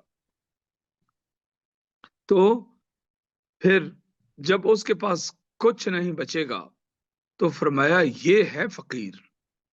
اوکے، جب ہمیں کوئی کسی کی طرف سے تکلیفیں پہنچتی ہیں ہمیں سوچنا ہے کہ اللہ ہمیں اس کا اجر دے گا، اور کوئی بات نہیں، وہ اپنا نامہ اعمال خراب کر رہے ہیں، اس سے مجھے قیامت والے دن کچھ ملے گا ہی، اور اس دن کوئی نیکی نہیں خریدی جا سکتی۔ کبھی کبھی ایک انسان ایک نیکی کی کمی کی وجہ سے جہنم میں چلا جائے گا، اور اگر کسی کے ساتھ کسی لوگوں نے بہت زیادہ برا برتاؤ کیا، تکلیفیں دیں، اذیتیں دیں، سارا کچھ کیا، تو قیامت کے دن آپ لوگوں کو نیکیاں ملنی ہیں جو کہ کسی اور جگہ سے مل نہیں سکتی۔ اس کا وہاں پر یہی ایک اکاؤنٹ ہے آپ لوگوں کا جہاں سے آپ کو کوئی ریلیف مل سکتا ہے۔ میری بات سمجھ گئے ہو؟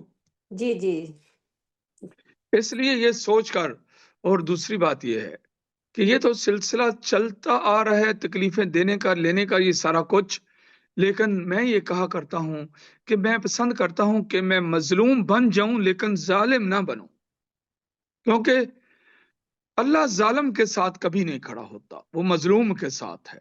اور یہاں پر صبر کرنا ہے، دوسروں کی تکلیفوں پر صبر کرنا ہے، اور اگر آپ لوگوں کو تکلیفیں نہ پہنچتی تو صبر کس چیز کا نام ہوتا، اور اگر صبر نہ ہوتا تو اللہ کی مائیت آپ لوگوں کے ساتھ کیسے ہوتی کہ اللہ نے فرمایا ان اللہ مع الصابرین، اللہ صبر کرنے والوں کے ساتھ ہے۔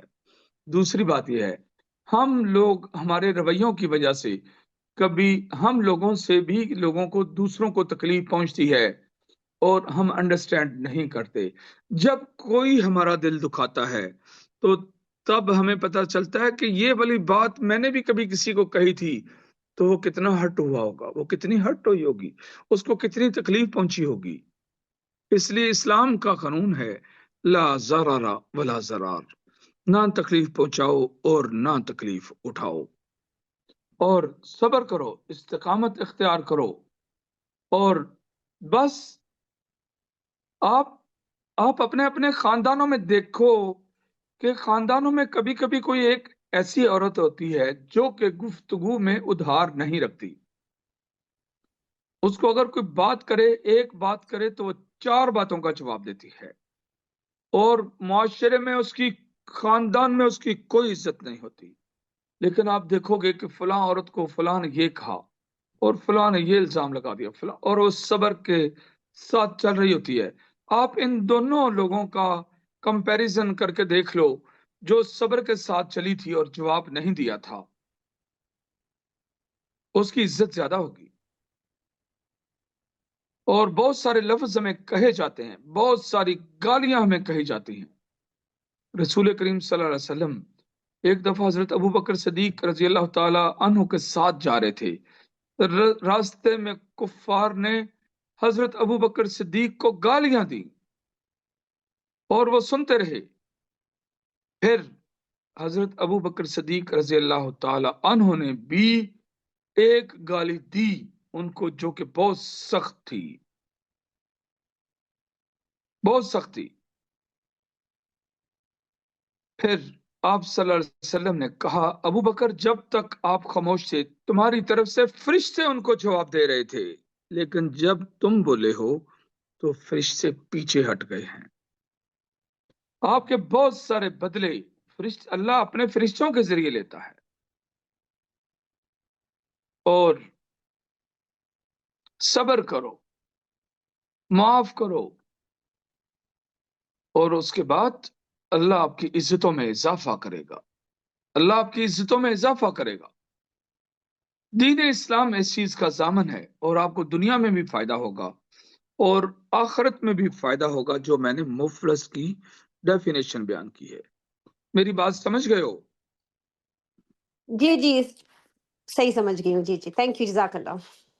بارک اللہ فیکم۔ جی لیکن پھر آگے فاطمہ ہیں اور وہ کہہ رہی ہیں کہ بہت زیادہ کوشش اور سوچنے سمجھنے کے باوجود بھی مجھے اچھے فیصلے لینے نہیں آتے، میں اپنے اندر حکمت کے لیے اور قوت فیصلہ کے لیے کیا کروں؟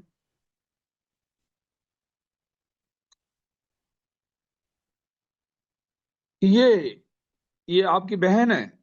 نہیں شیخ محترم، یہ میری بھابھی کی کزن ہے۔ یہ ساری خوبی تو، یہ ساری چیز تو آپ کے اندر بھی موجود ہے۔ جزاک اللہ خیرن کثیرہ شیخ محترم۔ اوکے، اچھے فیصلے اور کسی بھی عجیب طرح کی سچویشن کو ہینڈل کرنے کے لیے اس کو ہمیشہ 3 دن کا ٹائم دیں۔ کوئی بھی فیصلہ کرنے سے پہلے 3 دن کا ٹائم دینا چاہیے۔ اس کا بر وقت جو ڈیسیجن ہے وہ رانگ ہوتا ہے، اکثر رانگ ہوتا ہے۔ اگر کوئی بات پوچھی جائے یا آپ لوگوں نے کوئی فیصلہ کرنا ہے، اس کو ہمیشہ کے لیے 3 دن کا ٹائم دے دیں اپنے مائنڈ کے اندر۔ اور اگر کسی کو کسی بات کا جواب دینا ہے، اس کے لیے بھی ان سے 3 دن کا ٹائم مانگیں، اور وہ 3 دن آپ نارمل لائف بسر کریں۔ 3 دن تک آپ کے مائنڈ میں وہ فیصلہ آ جائے گا جس پر چلنا آپ لوگوں کے لیے زیادہ آسان ہوگا، اور وہ زیادہ آپ لوگوں کے لیے اچھا ثابت ہو سکتا ہے۔ نمبر 1۔ نمبر 2، آپ لوگوں کا وہ جو آپ نے ڈیسیجن لینا ہے اس کے بارے میں انسان صاحب رائے ہے، اس سے مشاورت کرنی چاہیے، اس سے گائیڈ لائن لینی چاہیے کہ مجھے یہ پرابلم فیس کرنی پڑ رہی ہے، مجھے اس کے بارے میں کیا کرنا چاہیے، کیا کرنا چاہیے، کیا کرنا چاہیے۔ وہ جو ایڈوائس ہے، وہ صاحب رائے انسان کی جو ایڈوائس ہے، وہ بہت بڑی اللہ کی طرف سے نعمت ہوتی ہے۔ اور صاحب علم انسان اور صاحب رائے انسان سے جو یہ سارا کچھ، جب دنیا میں لڑائی جھگڑے ہوتے ہیں یا کیس ہوتے ہیں، وکیل کیوں کرتے ہیں، لوئر کیوں کرتے ہیں ہم؟ کیونکہ وہ اپنے فن میں ماہر ہوتے ہیں۔ اور اس سلسلے میں میرا خیال یہ ہے کہ آپ لوگوں کی جو استاذہ ہیں، میں بھی کہ وہ اپنی لائف میں 200 مجھ سے گائیڈ لائن لے چکی ہوں، 200 گائیڈ لائن، اور ہم نے ایک جگہ پر بھی مسٹیک نہیں کی ہے۔ ایک انسان 200 چیزوں کے بارے میں مشورہ کرے، اور وہ 200 چیزوں کے بارے میں کسی جگہ پر کوئی غلط ڈیسیجن نہیں ہوا تھا، تو اس کا مطلب اللہ نے حضرت محمد صلی اللہ علیہ وسلم کو بھی فرمایا وَشَاوِرْهُمْ فِي الْأَمْرِ۔ ارے آپ بھی، اے محمد صلی اللہ علیہ وسلم، آپ بھی اپنے کو ڈیسیجن لینے سے پہلے اپنے صحابہ کی جماعت سے مشورہ لے لیا کرو۔ اور اللہ نے اہل ایمان کی ایک خوبی بیان کرتے ہوئے کہا وَأَمْرُهُمْ شُورًا۔ اور اہل ایمان کی یہ خوبی ہے اور ان کی نشانی ہے، وہ مشورے کے بغیر نہیں چلتے۔ ہمارے اندر بہت ساری چیزیں ایسی ہوتی ہیں کہ ہمارے پاس کوئی ایڈوائز کرنے والا نہیں ہوتا، ہمارا کوئی ایڈوائزر نہیں ہوتا، جبکہ رسول کریم صلی اللہ علیہ وسلم کے دور میں آپ صلی اللہ علیہ وسلم سب کے ایڈوائزر تھے، اور گھریلو معاملات میں مشورہ کرنے آپ سے آتے تھے اور آپ ان کو گائیڈ کرتے تھے۔ جس انسان کی لائف میں کوئی ایڈوائزر نہیں ہے، کوئی گائیڈ نہیں ہے، وہ رانگ ڈیسیجن لیتا ہے. کچھ عرصہ کسی کی صحبت میں رہنا، کسی کی گائیڈ لائن میں رہنا، جیسے میرا پروگرام سننا بھی یہ صحبت میں رہنے کے مترادف ہے کہ آپ سیکھ رہے ہوتے ہو کہ کون سی سچویشن میں کیا کہتا ہوں میں. یہ سن کر آپ کا پریکٹیکل طور پر آپ لوگوں کا امیون سسٹم، کانفیڈینس سسٹم، آپ لوگوں کا فیصلہ لینے کا سسٹم، کسی کو کس موقع پر کیا جواب دینا ہے وہ سسٹم، آپ لوگوں کی سپیچ کی پاور وہ سسٹم، بہت ساری چیزیں ہیں جو آپ کی بلڈ اپ ہوں گی. یہ پروگرام سنا کریں بس. صحیح ہے؟ جی شکریہ. شیخ امتن اب نبیہہ کی ٹرن تھی آگے. نبیہہ آپ موجود ہیں کلاس میں؟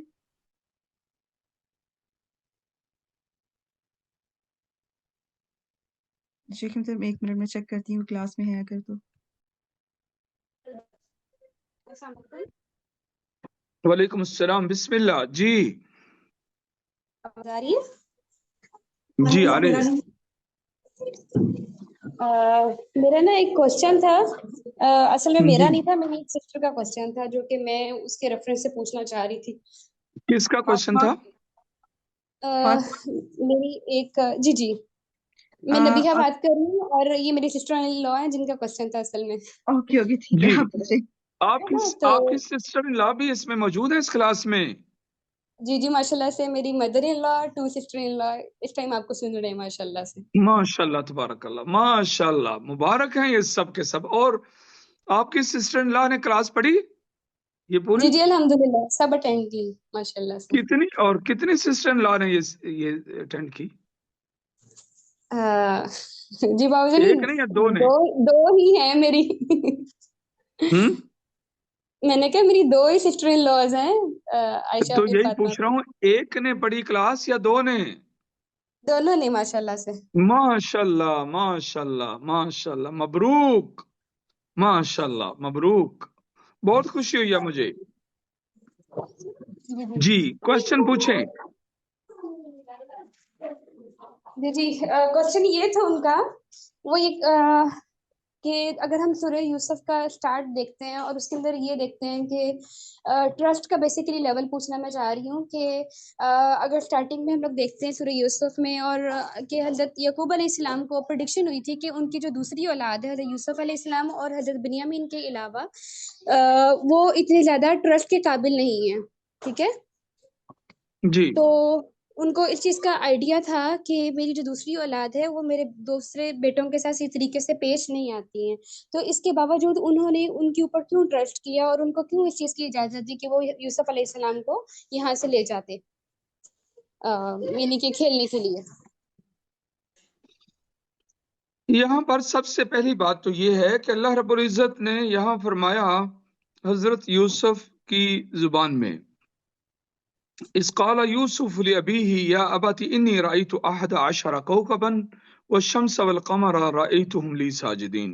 یہاں پر حضرت یعقوب علیہ السلام کو پتہ چل گیا تھا اس نے نبی بننا ہے. جی ٹھیک ہے، یہاں سے ان کو ہاں جی پتہ چل گیا تھا نمبر 1. اور ان کو اپنی باقی اولاد کے بارے میں، بنیامین تو چھوٹا بچہ تھا اس وقت، تو جو جوان اولاد تھی جو یوسف سے بڑے تھے ان کے بارے میں پتہ چل گیا تھا. ان کی جو طبیعت ہے، یہ چرواہے تھے، یہ گاؤں میں رہتے تھے، تعلیم کی کمی تھی، سارا کچھ، اور ان کے اندر جیلسی کا بھی عنصر موجود تھا. ہر والد کو، پیرنٹس کو پتہ ہوتا ہے کہ کون سی اولاد، ان کی اولاد میں کون کون ہے جن میں خیر ہے، جن میں شر ہے، کون کون ہے جن کے اندر جیلسی ہے، کون کون ہے جن کے اندر ایک دوسرے کے ساتھ انسیت اور محبت ہے، یہ سارا کچھ. تو ہمیشہ یہ چیز چلتی آ رہی ہے کہ جو سگے نہیں ہوتے ان کے اندر 2 اولادوں کے اندر پرابلمز ہوتی ہیں، سب جانتے ہیں، اور یہ ہمیشہ سے ہے، اور وہ دوسری ماں سے تھے. اور جب یعقوب علیہ السلام کو پتہ چل گیا کہ اس نے نبی بننا ہے تو روک دیا کہ یہ خواب ان کو نہ بتانا کہ تجھے سورج چاند سجدے کریں گے، سورج چاند ستارے جب اس کو سجدہ کریں گے تو یہ بات ایک جاہل سے جاہل کو بھی پتہ چل جاتی ہے کہ اگر سورج چاند ستارے سجدہ کریں گے تو اس کا مطلب ہے اس کی شان بڑھے گی. جی انہوں نے روک دیا کہ اپنے بھائیوں کو مت بتانا، کیونکہ حضرت یعقوب علیہ السلام کو اندازہ تھا کہ وہ جیلسی کریں گے، حسد کریں گے. پتہ چل گیا تھا یہاں سے. آپ کے جی کوشچن کا جو دوسرا پارٹ کیا تھا؟ دوسرا پارٹ یہ تھا کہ آج کل کے دور کے مطابق کسی انسان کے اوپر کس لیول تک ٹرسٹ کیا جا سکتا ہے. ہاں، یہاں آپ کا یہ نہیں تھا کوشچن. آپ کا کوشچن یہ تھا کہ جب حضرت یعقوب علیہ السلام کو پتہ چل گیا کہ یہ جیلسی کر سکتے ہیں تو پھر انہوں نے جانے کیوں دیا؟ جی جی آپ کا یہ کوشچن تھا. ہاں جی ہاں جی. رک جائیں.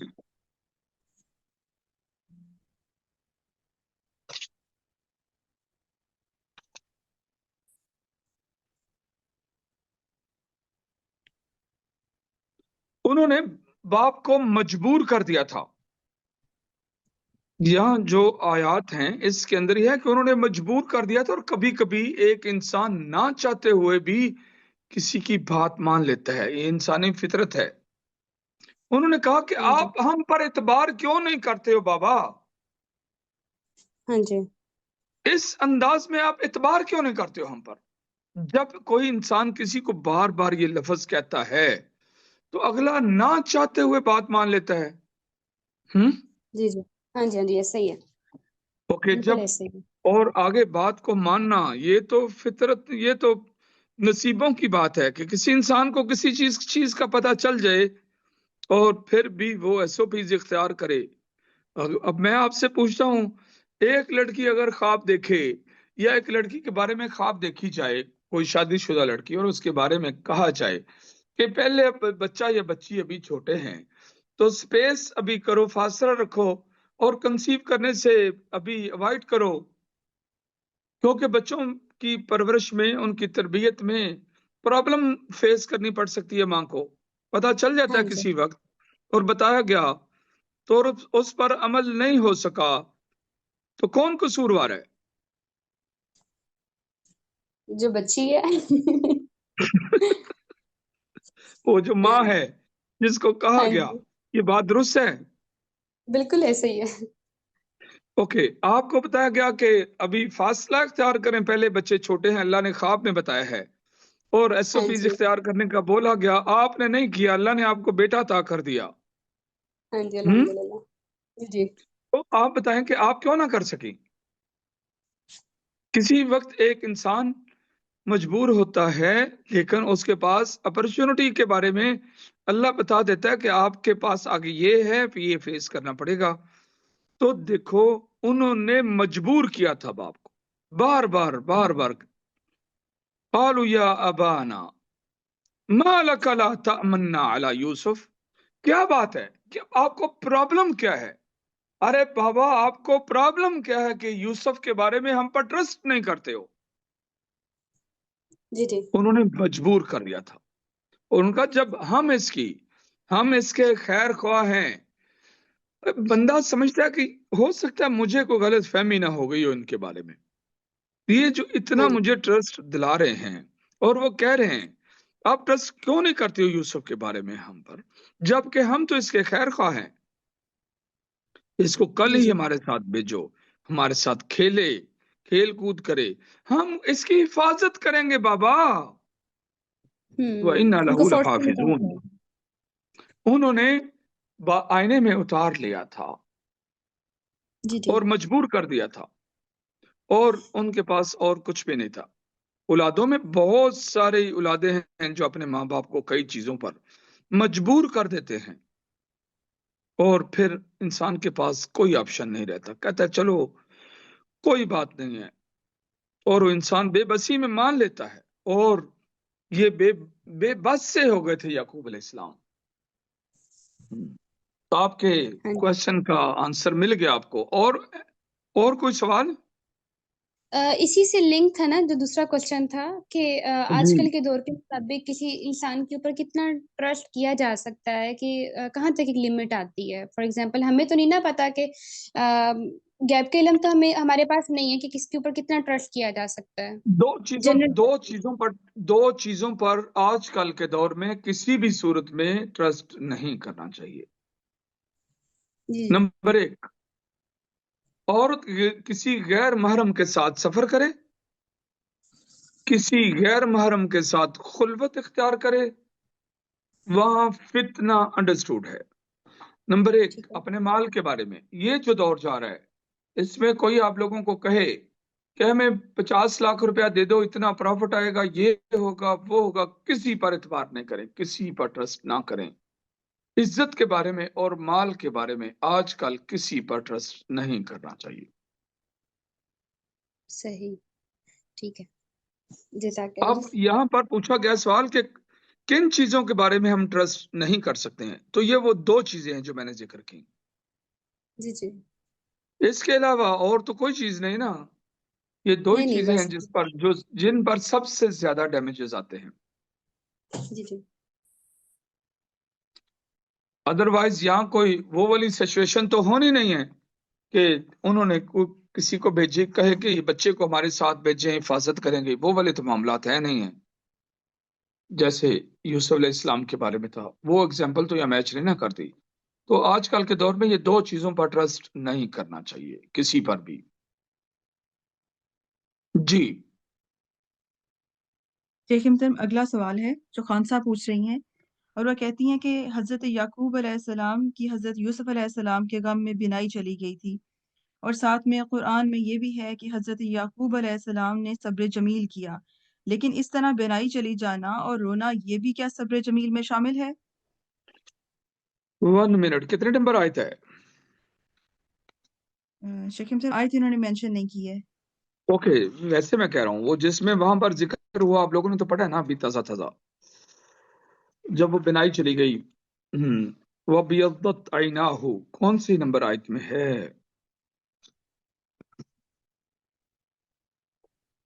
آیت نمبر 84. 84. جزاک اللہ خیر.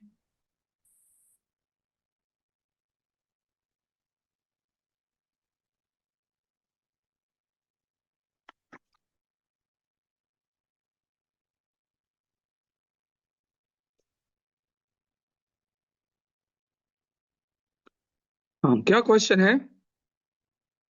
جی شیخ محترم یہ کہہ رہی ہیں کہ حضرت یعقوب علیہ السلام کی حضرت یوسف علیہ السلام کے غم میں بینائی چلی گئی، اور ساتھ میں جی قرآن میں یہ بھی ہے کہ حضرت یعقوب علیہ السلام نے صبر جمیل کیا، لیکن اس طرح بینائی چلی جانا اور رونا یہ بھی کیا صبر جمیل میں شامل ہے؟ میرے ساتھ رہیں. جی شیخ محترم.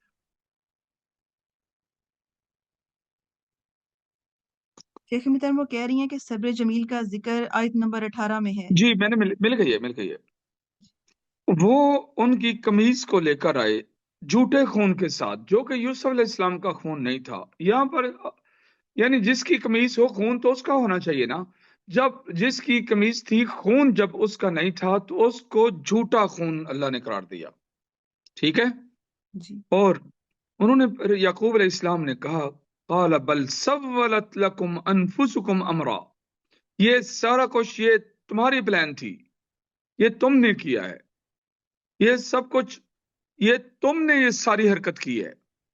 فصبر جمیل، تو یہاں پر اللہ کی مدد سے انہوں نے یہاں کہا کہ مجھے صبر جمیل اختیار کرنا ہے، کیونکہ اور کوئی آپشن تھا نہیں شیخ محترم. جب کوئی آپشن نہیں ہوتا تو صبر جمیل وہاں پر ہونا چاہیے. اور نمبر 1، انما الصبر فی الصدمۃ الاولی، رسول پاک صلی اللہ علیہ وسلم کی حدیث ہے. انما الصبر فی الصدمۃ الاولی، جب آپ لوگوں پر کوئی پرابلم آتی ہے تو اسی وقت ہے وہ وقت جس میں آپ نے صبر کرنا ہے، اور پھر وہاں اللہ سے مدد مانگنی ہے. فصبر جمیل، صبر جمیل اختیار کرنا ہے. واللہ المستعان، یہ ہے اللہ سے مدد، اللہ ہی ہے جو مدد کرنے والا ہے. جو کچھ تم کہہ رہے ہو مصیبت جب آتی ہے اس وقت صبر جمیل اختیار کرنا، اور اللہ سے مدد کی اسی وقت اپلیکیشن سبمٹ کرنا. فصبر جمیل واللہ المستعان، اللہ ہی ہے جس سے مدد مانگی جا سکتی ہے. یہ بات کلیئر ہو گئی؟ آگے چلتے ہیں. جی شکریہ. دیکھیے، جو غم ہوتا ہے، غم کی وجہ سے انسان کا جو کنٹرول ہے غم پر نہیں ہو سکتا، اور اس کی آنکھوں سے آنسو نکلتے ہیں. جب آپ صلی اللہ علیہ وسلم کا بیٹا ابراہیم آپ کی گود میں فوت ہوئے تھے تو آپ صلی اللہ علیہ وسلم کی آنکھوں سے آنسو نکلے تھے. صحابہ نے پوچھا، یا رسول اللہ آپ کی آنکھوں میں آنسو؟ آپ نے فرمایا، یہ اللہ نے یہ فطرتاً یہ محبت رکھی ہوتی ہے، کسی کی جدائی پر ایسا تو ہو گئی. تو یہاں بھی اسی طرح کا معاملہ ہے. بس وہاں پتا چل گیا تھا کہ وہ فوت ہو گیا، اور یہاں یہ نہیں پتا چلا تھا یعقوب یوسف علیہ السلام کے معاملات میں کہ یوسف زندہ ہے یا نہیں ہے، لیکن وہ پر امید رہے تھے. وَابْيَضَّتْ عَيْنَاهُ مِنَ الْحُزْنِ فَهُوَ كَظِيمٌ، غم کی وجہ سے رو کر بینائی چلی گئی تھی، کیونکہ وہ غم سے بھرے ہوئے تھے. یہ ایسا غم کہ کسی کا فوت ہو جانا اور جنازہ پڑھ لینا اور کنفرم ہو جانا کہ فوت ہو گئے، وہ غم کی انتہا ہے. لیکن کسی کو اپنی آنکھوں سے دفنایا نہ ہو، پتہ نہ ہو زندہ ہے یا نہیں، یہ بہت بڑا غم ہوتا ہے. آپ لوگ اس کے اللہ کبھی کسی کو ایسا غم نہ پہنچائے، یہ بہت بڑا غم ہوتا ہے. تو غم کی وجہ سے رونا اور غم میں نڈال ہونا،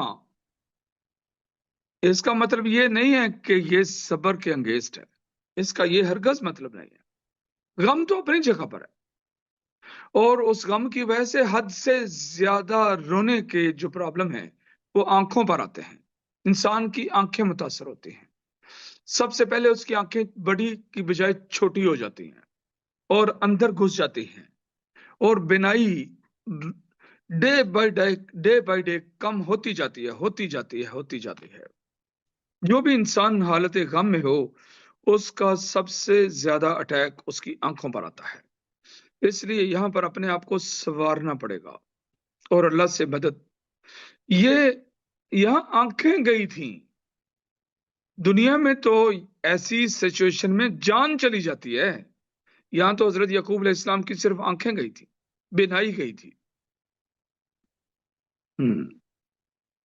تو سوال یہ تھا کہ غم کی وجہ سے رونا اور بینائی کا چلے جانا، کیا یہ صبر کے انگیزٹ ہے یا نہیں؟ یہ صبر کے انگیزٹ نہیں ہے.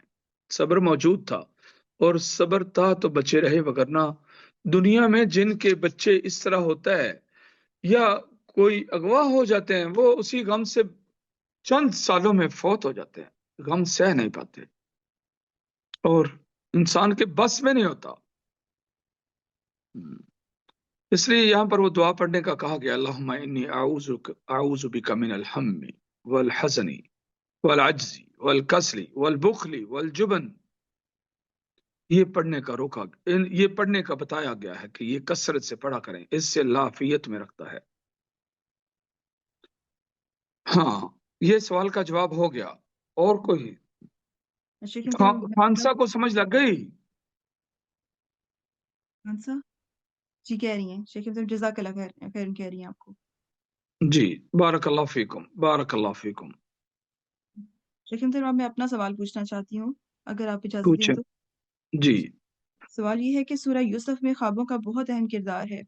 ہم اپنے خوابوں اور اللہ کی رہنمائی کے تعلق کی جو گہرائی ہے اس کو کیسے سمجھیں؟ آپ اپنے خوابوں کے سچے ہونے سے وہ اللہ کی نشانیاں ہیں، وہاں سے سمجھے. جو آپ خواب پوچھتے ہو اور آپ کو جو رہنمائی دی جاتی ہے اور کچھ بتایا جاتا ہے، اس سے آپ بہت کچھ، یہ آپ کے ایمان کو اور یقین کو اور مضبوط کرے گا. اور اس کے ساتھ اس چیز کی کنفرمیشن ہوتی ہے کہ جس کی خوابیں سچی ہیں وہ اللہ کی بندی مومن بندی ہے، ٹھیک ہے، کیونکہ مومن کی خوابیں سچی ہوتی ہیں، اور مومن کی اور جس کی خوابیں مومن کی خوابیں سچی ہوتی ہیں۔ نمبر دوسرا معنی اس کے اندر کیا بنا کہ جس کی سچی خوابیں ہیں وہ مومن ہے۔ نمبر ایک، مومن کی خوابیں سچی ہوتی ہیں، اور دوسرا معنی مبر کہتا ہے کہ جس کی خوابیں سچی ہوں گی وہ اللہ کی مومن بندی ہوگی۔ اور وہاں پر جو خوابیں ہیں آپ لوگ دیکھتے ہو یہاں پر کتنے لوگ ہیں جن کی خوابیں وہ پوری ہوتی ہیں، بہت جلدی پوری ہوتی ہیں، بہت جلدی پوری ہوتی ہیں، اور جیسے ان کو بتایا جاتا ہے اس کا اللہ کی ذات پر یقین اور کانفیڈنس اور مضبوط ہوتا ہے اس کے ساتھ، اور یہاں سے آپ اللہ کی رحمت کا قریب سے نظارہ کرتے ہو کہ اللہ نے مجھے خواب دکھائی، یہ تعبیر نکلی، یہ بتایا گیا، ایسا ہوا، ایسے کرو، ایسے نہ کرو، یہ ساری رہنمائی ہے جو اللہ کی طرف سے ہے۔ اور سوال؟ شیخ امتن، ایک اور سوال یہ ہے کہ یوسف علیہ السلام نے یہ وزارت خود مانگ لی تھی کیونکہ وہ اپنی کوالٹی سے خوب اچھی طرح سے واقف تھے۔ ہم میں سے بہت سے لوگ خود اپنی کوالٹیز اور کیپیبلٹی سے واقف نہیں ہوتے اور اس کے نتیجے میں غلط فیصلے کرتے ہیں اور رانگ جو اپنے کریئرز ہیں وہ چوز کرتے ہیں۔ اپنے آپ کو سمجھنا، اپنی کوالٹیز کو سمجھنا، آپ کی قابلیت کیا ہے اس کو سمجھنا، اس کو استعمال کرنا، یہ سب ہم کیسے کریں؟ کوئی خاص آپ کی نصیحت اس کتنے نمبر آیت ہے وہ جس میں کہا گیا انی حفیظ علیم؟ یاد نہیں مجھے۔ ارے یہاں سے پوچھے نا، ابھی جواب آ جائے گا۔ بڑی ہونہار ہیں اسٹوڈنٹ یہ، ماشاءاللہ۔ ماشاء اللہ۔ آیت 55 دیکھا پھر کون ہے یہ؟ عواطف۔ ماشاءاللہ۔ عواطف کیسی ہو آپ؟ ماشاءاللہ۔ الحمدللہ۔ دیکھیے یہ ہمارے گروپ کی سب سے ایکٹیو ممبرز ہیں ماشاءاللہ سے۔ ماشاءاللہ ماشاءاللہ ماشاءاللہ، یہ دلوں میں بھی ایکٹیو ہے، ماشاءاللہ۔ اللہ اس کے نصیب اچھے کرے، آپ آمین سب کے نصیب اچھے کرے۔ آمین، جزاک اللہ خیرن۔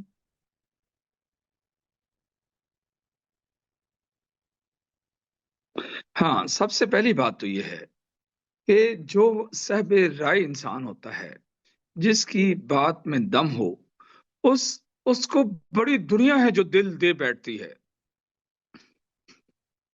سمجھ لگ گئی بات کی؟ جی شیخ امتن۔ حضرت یوسف علیہ السلام اور جو خواب کی تعبیر کا علم جانتا ہے، بڑی دنیا بادشاہ اس کو دل دے بیٹھا تھا، یہ کہنے کا مقصد یہ۔ وقال الملک ائتونی به استخلصه لنفسی، اس کو لے کر آؤ، میں اس کے ساتھ بہت کلوز ریلیشن شپ رکھنا چاہتا ہوں، اپنے دل میں کلوز ریلیشن شپ اس کے ساتھ رکھنا چاہتا ہوں۔ اور پھر جب وہ لائے، فلما کلمہ قال انک اليوم لدینا مکین امین۔ یہ تو پہلے اس کی نیت تھی نا، کیونکہ وہ باتیں پہلے سن چکا تھا، بادشاہ ان کے بارے میں پہلے باتیں سن چکا تھا، حضرت یوسف علیہ السلام کے بارے میں پہلے تو ان کی خواہش تھی نا کہ ان کو لے کر آؤ، بادشاہ نے کہا ان کو لے کر آؤ، لیکن جب وہ آ گئے اور ان کے ساتھ بات چیت ہو گئی، گفتگو ہو گئی، اس نے اس سے کہیں زیادہ بہتر پایا حضرت یوسف علیہ السلام کو، اور پھر کیا کہا؟ قال انک اليوم لدینا مکین امین، ارے تمہارا بہت بڑا مرتبہ ہے آج کے بعد ہمارے ہاں۔ وہاں پر یہی موقع تھا، کیونکہ دنیا میں چیلنج بہت بڑا تھا، یہ بہت بڑا چیلنج تھا کہ 7 سال گندم بہت زیادہ ہونا اور پھر 7 سال قحط سالی پیدا ہونا، اس کو مینج کرنا بہت بڑا چیلنج تھا۔ اوکے، انہوں نے کہا اس موقع پر، انہوں نے کہا کہ انہوں نے کہا میں کلوز ریلیشن رکھنا چاہتا ہوں، اپنے دلی ریلیشن رکھنا چاہتا ہوں۔ انہوں نے کہا اے بادشاہ دلی ریلیشن رکھ کے کیا کرے گا؟ انہوں نے کہا کوئی نہ کوئی ذمہ داری ہونی چاہیے، میں کیا اس کے ساتھ بیٹھ کر کھانے کھایا کروں گا کیا؟ ان کا نہیں، مجھے جو زمین کے جو وزارت خزانہ ہے اس کے معاملات مجھے سونپ دیے جائیں، یہ مجھے سونپ دو، کیونکہ دو چیزیں ہیں، دو چیزیں جو وزیر خزانہ ہوتا ہے اس کے اندر دو خوبیاں ہونی ضروری ہیں۔ نمبر ایک، اس کو مال کی حفاظت کرنی آئے اور اس کے پاس ایکسپیرینس ہو، وہ معاملات کو مینج کرنا جانتا ہو۔ اگر وہ معاملات کو مینج کرنا نہیں جانے گا یا نہیں جانتا تو وہ مسٹیک کرے گا، اور یہاں مسٹیک کا کیا مطلب ہے کہ لاکھوں جانیں چلی جانی تھی، ایسا ہی ہے۔ جی شیخ مودودی۔ اور اگر کسی کے پاس ایکسپیرینس ہوا اور معاملات کو مینج کرنے کی استعداد ہوئی لیکن وہ ایماندار نہیں ہے اگر، تو پھر بھی ضائع ہو جائے گا سب کچھ، ایسے ہی ہے۔ جی شیخ مودودی۔ تو یہاں انہوں نے کہا وزیر خزانہ کے اندر دو خوبیاں ہونی ضروری ہیں۔ انہوں نے کہا انی حفیظ علیم، میں صاحب تجربہ بھی ہوں، مجھے مینج کرنا بھی آتا ہے، اور میں حفیظ ایماندار بھی ہوں، مجھے مال کی حفاظت کرنی بھی آتی ہے۔ اور جس کے اندر دو خوبیاں ہوں، حق پر ہوتے ہوئے معاملات کی اصلاح کرنا مقصود ہو، اور چیلنجز موجود ہو اور معاملات کو سنوارنے کی ضرورت ہو، تو یہاں پر انسان یہ نہ کہے یا شرمائے نہ اور کھل کے بات کہہ دے۔ اور بادشاہ نے جب یہ بات سنی تو انہوں نے ان کو بنا دیا۔ اللہ فرماتے ہیں وَكَذَلِكَ مَكَّنَّا لِيُوسُفَ فِي الْأَرْضِ يَتَبَوَّأُ مِنْهَا حَيْثُ يَشَاءُ نُصِيبُ بِرَحْمَتِنَا مَن نَّشَاءُ وَلَا نُضِيعُ أَجْرَ الْمُحْسِنِينَ۔ پیچھے وہاں ذکر کیا گیا تھا نا کہ كَذَلِكَ نَجْزِي الْمُحْسِنِينَ، یہاں وَلَا نُضِيعُ أَجْرَ الْمُحْسِنِينَ کہہ دیا گیا، ٹھیک ہے۔ تو اگر آپ لوگ کوئی کام کر سکتے ہو اور آپ کے اندر اس کی استعداد اور کیپیبلٹی موجود ہے تو یہاں ہیزیٹیشن نہیں ہونی چاہیے، اور آپ کو وہ کام کرنا آنا چاہیے، اور کام کے کرنے کی وہ جو چیلنج تھا اس سے نپٹنے کی صلاحیت حضرت یوسف علیہ السلام کے اندر موجود تھی، اور انہوں نے کلیئر کٹ بادشاہ کو یہ سب کچھ بتا دیا، اور بادشاہ کو یہ سمجھ آ گئی تھی کہ جب انہوں نے کہا انی حفیظ علیم، یہاں دونوں چیزوں کی ضرورت تھی، اور پھر انہوں نے بنا دیا۔ جی اگلا کوئی کوشچن؟ شیخ مودودی، عواطف انتظار کر رہی ہیں اپنا اگلا سوال پوچھنے کے لیے۔ جی استاد محترم، میں نے سورہ یوسف کو پڑھتے ہوئے تفسیر ابن کثیر کو بھی پڑھا اور تفسیر ابو عالم مودودی، تو یہاں پر ابو عالم مودودی نے اپنی تفسیر میں لکھا ہے جب بادشاہ کے خواب کی تعبیر حضرت یوسف علیہ السلام نے بیان کی تھی تو انہوں نے کہا تھا کہ قحط کے بعد جو ہے وہ خوشحالی آئے گی اور وہ رس نچوڑیں گے۔ تو ابو عالم مودودی نے لکھا ہے کہ یہ جو پوائنٹ ہے یہ خواب میں اس کا ذکر نہیں تھا، یہ جو خوشخبری ہے یہ حضرت یوسف علیہ السلام نے خود سے بیان کی تھی تعبیر میں۔ تو یہ فیوچر کے بارے میں یہ والا پوائنٹ انہوں نے کیسے بیان کیا تھا ایک معبر کے طور پر؟ ہاں، یہ آیت نمبر 49 ہے۔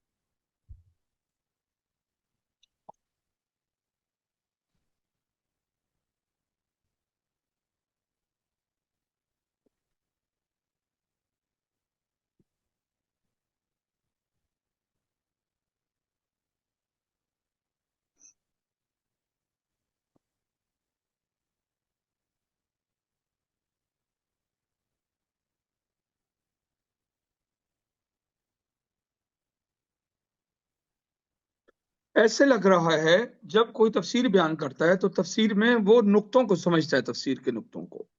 جب انہوں نے بادشاہ کے خواب کی تعبیر بیان کی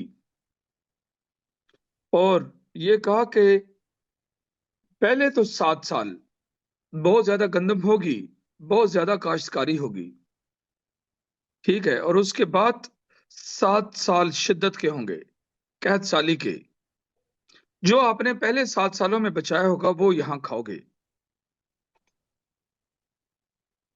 اور یہ 7 سال بہت زیادہ اناج کے ہونے کے، اور 7 سال پھر شدت کے، اور پھر اس کے بعد اللہ نے قرآن میں فرمایا ثم یأتی من بعد ذلك عام فیہ یغاث الناس وفیہ یعصرون. ٹھیک ہے، یعنی کہ یہ والی جو چیز ہے، اصل میں اللہ رب العزت نے یہاں پر فرمایا کہ اس کے بعد جو 7 سال قحط سالی کے ہیں، ارے ان کو کلوز بھی تو کرنا ہے نا. وہ کلوز ہوں گے اس آیت سے کہ اس کے بعد 1 سال پھر آ جائے گا، اس کے بعد جو سال آئے گا اس وقت بارشیں ہوں گی، اور اس وقت وہ رس نچوڑیں گے، پھل ہوں گے، سارا کچھ ہوگا. یہ تو آیت کا یہاں پر یہ معنی موجود ہے. یعنی پہلے 7 سال بہت زیادہ اناج کے ہونے کے، پھر 7 سال قحط سالی کے، اور اس کے بعد جو سال آئے گا وہ خوشحالی کے ہوں گے. یہ تو یہاں پر موجود ہے. ہاں، اس لیے کہ ہر مشکل کے بعد آسانی ہے. 7 سال اناج کے، 7 سال قحط سالی کے، اور اس کے بعد کیا ہے؟ مشکل 7 سال کی تھی، اور 7 سال کی مشکل کے بعد انما العسر یسرا والا قاعدہ کلیہ یہاں پر آئے گا کہ مشکلات کے بعد پھر آسانی کا دور ہوگا، اور وہ 15واں سال ہے. 7 سال اناج بہت زیادہ ہونے کے، 7 سال قحط سالی کے، 14 سال، اور اس کے بعد 15واں سال یہ ہے. جی، آپ کو آپ کے کوشچن کا سوال مل گیا یا نہیں؟ جی، انہوں نے لکھا ہے کہ یہ خواب میں اس کا ذکر نہیں ہے، تعبیر میں انہوں نے بتایا کہ 15واں سال خوشحالی کا ہوگا. خواب میں صرف 7 سال قحط اور 7 سال بارشیں اور پھر 7 سال قحط کا ذکر ہے. جب اللہ رب العزت نے جو خواب دکھائی اس میں جو مصیبت کے سال تھے وہ کتنے تھے؟ 7. 7. جب وہ لفظ 7 بولا گیا، اس کا مطلب یہ ہے کہ یہ کلوز کر کے بولا گیا کہ شدت کے ساتھ، شدت والے سال کتنے ہوں گے؟ 7. جب 7 ختم ہو جائیں گے تو پھر آگے کیا ہے؟ اس کا مطلب کہ اب جو سال ہوگا وہ ان 7 سالوں جیسا نہیں ہوگا.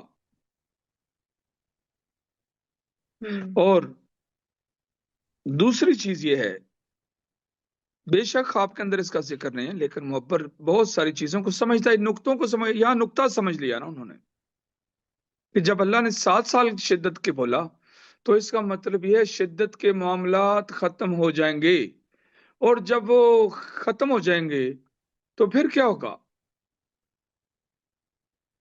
پھر آسانی آئے گی، بہتری آئے گی. پھر آسانی آئے گی. وہ انڈرسٹوڈ بات ہے.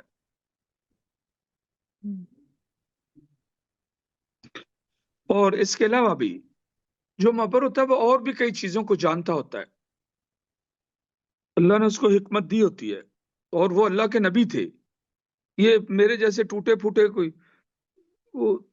تو اللہ رب العزت نے ان کو نبی بنایا تھا. بہت بڑا مرتبہ ہے، بہت مقام ہے، اور اللہ کی طرف سے ڈائریکٹ مدد نازل ہوتی تھی گائیڈ لائن کے بارے میں. ڈائریکٹ، یہ تو خوابیں ایک ذریعہ ہیں، وہ اللہ ڈائریکٹ بھی بات کرتے تھے، فرشتے کو نازل کر کے بھی کرتے تھے، بہت ساری چیزوں سے. جی، اور کوئی کویشچن؟ جی شیخ محترم، ایک سوال پوچھنا چاہتی ہوں آگے، اور کہ سورہ یوسف جی. میں شر کا یعنی نفس کا جو ذکر آیا ہے، نفس سے مراد کیا قارین ہے یا دل و دماغ میں موجود کہیں کوئی گوشت کا ٹکڑا ہے؟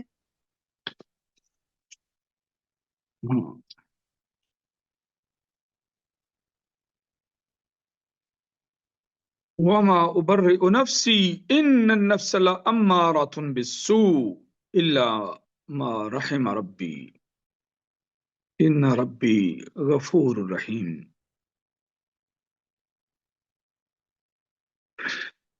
انسان جو ہے وہ اپنے نفس کی گارنٹی نہیں دے سکتا.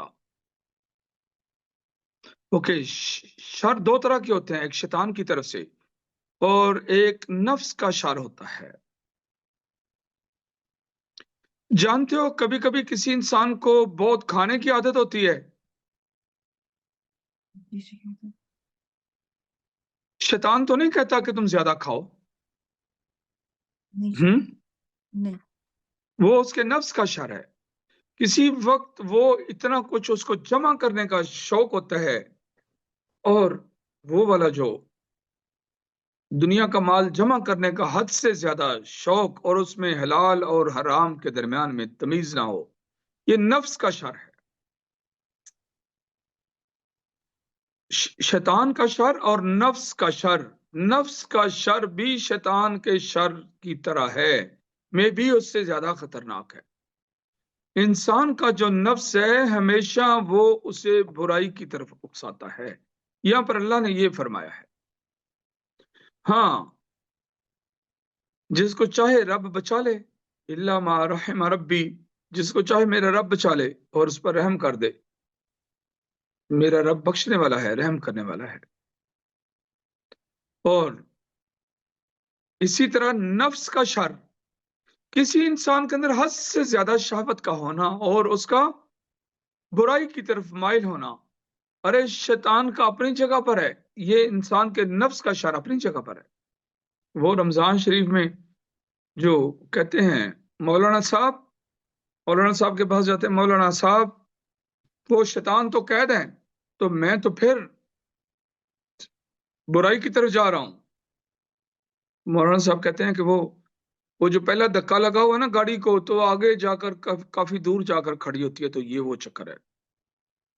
अगरचे वो शैतान आप कहते हैं, ये बात नहीं है, बल्कि शैतान का शर अगर हटा भी लिया जाए तो इंसान के जो नफ्स का शर है वो बरकरार रहता है। और वो रमजान में जब शयातीन कैद कर दिए जाते हैं तो इंसान का नफ्स का जो शर है वो भी तो उसको बुराइयों की तरफ उभारता है।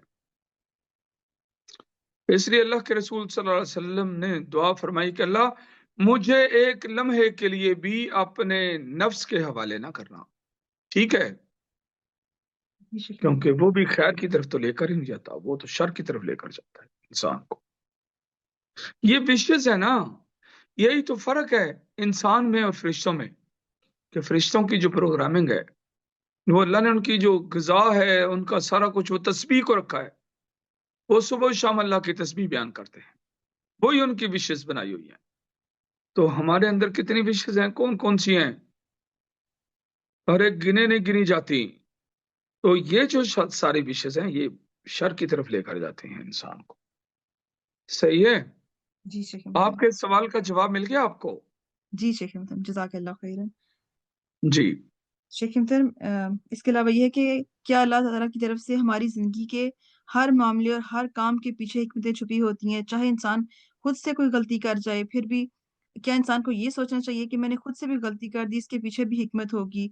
दुनिया की जिंदगी की हर चीज के पीछे क्या वाकई हिकमत है? अरे एक इंसान अपनी जिंदगी में कोई गलती करता है, कोई मिस्टेक करता है, और उसकी सजा, उसकी मिस्टेक की वजह से अल्लाह ताला बंदे को दुनिया में कोई सजा दे देता है या कोई ऐसी तकलीफ दे देता है जिस तकलीफ की वजह से उसको अजियत मिलती है। आपको पता है ना, हदीस पाक में आता है कि कांटा भी चुभेगा तो उसका भी अल्लाह के यहाँ सवाब और अजर लिखा जाएगा जी मोमन शेख को। जी अल्लाह ने फरमाया वमा असाबकुम मिन मुसीबा फबिमा कसबत अयदीकुम व याफू अन कसीर। ये जो तुम्हें तकलीफें पहुंचती हैं, को प्रॉब्लम आती है, मुसीबत आती है, ये तुमने मिस्टेक की होती है उसके बदले में आती है। तुमने कोई मिस्टेक की होती है, तुम्हारे हाथों ने कुछ गलत किया होता है जिसकी वजह से, और वो भी अगर अल्लाह की तरफ से तकलीफ आती है तो वो भी उसके जो उसकी उसकी जो गलतियां, जो गुनाह हैं, उनको खत्म करने के लिए आती हैं। लेकिन कभी होता है कि उसको तकलीफ नहीं पहुंचती है, बल्कि अल्लाह उसकी रस्सी को दराज कर देते हैं, जैसे जैसे अहले कुफर की और कुफार की रस्सी को दराज किया होता है। तो ये वो यहाँ पर हमारी गलती की वजह से हमारा तकलीफों में जाना, किसी मुसीबत में जाना, सारा कुछ इसमें भी अल्लाह की तरफ से खैर होती है, क्योंकि हम अपनी गलतियों का बहुत कुछ सिला उसकी जो जजा सजा है दुनिया में ही झील लेते हैं। اس کانٹے کی طرح اس کا ثواب ملے گا. اگر وہ کانٹا چبھنے کا ثواب ملے گا تو یہاں نہیں ثواب ملے گا. جی شکریہ. ہم؟ جی جی بالکل. ہم. جی اور کچھ؟ جزاک اللہ خیرن کثیرہ شیخ محترم. آپ سلامت رہے. آپ سب کو بہت بہت مبارک ہو. آپ لوگ اسٹوڈنٹ ہو اور دنیا کے سب سے اچھے لوگ ہو. ماشاءاللہ تبارک اللہ. ارے وہ حضرت یعقوب علیہ السلام گناہ گار نہیں تھے، ان کی کوئی مسٹیک نہیں تھی، لیکن اس میں جو حکمت نظر آتی ہے اصل میں جیل میں ان کی پریکٹس ہوئی تھی. جیل میں اس پریکٹس کی ضرورت تھی تاکہ درد اور تکلیف کیا ہوتی ہے انڈرسٹینڈ کر سکیں. لوگوں کی تکالیف کیا ہوتی ہیں، لوگوں کو ریلیف کیسے دیا جا سکتا ہے، وہ مصیبت کیسے جھیلی جا سکتی ہے، صبر کیسے کیا جا سکتا ہے. اور اس کے بعد پھر وہ ٹریننگ مکمل ہونے کے بعد پھر قصر میں ٹریننگ مکمل ہوئی.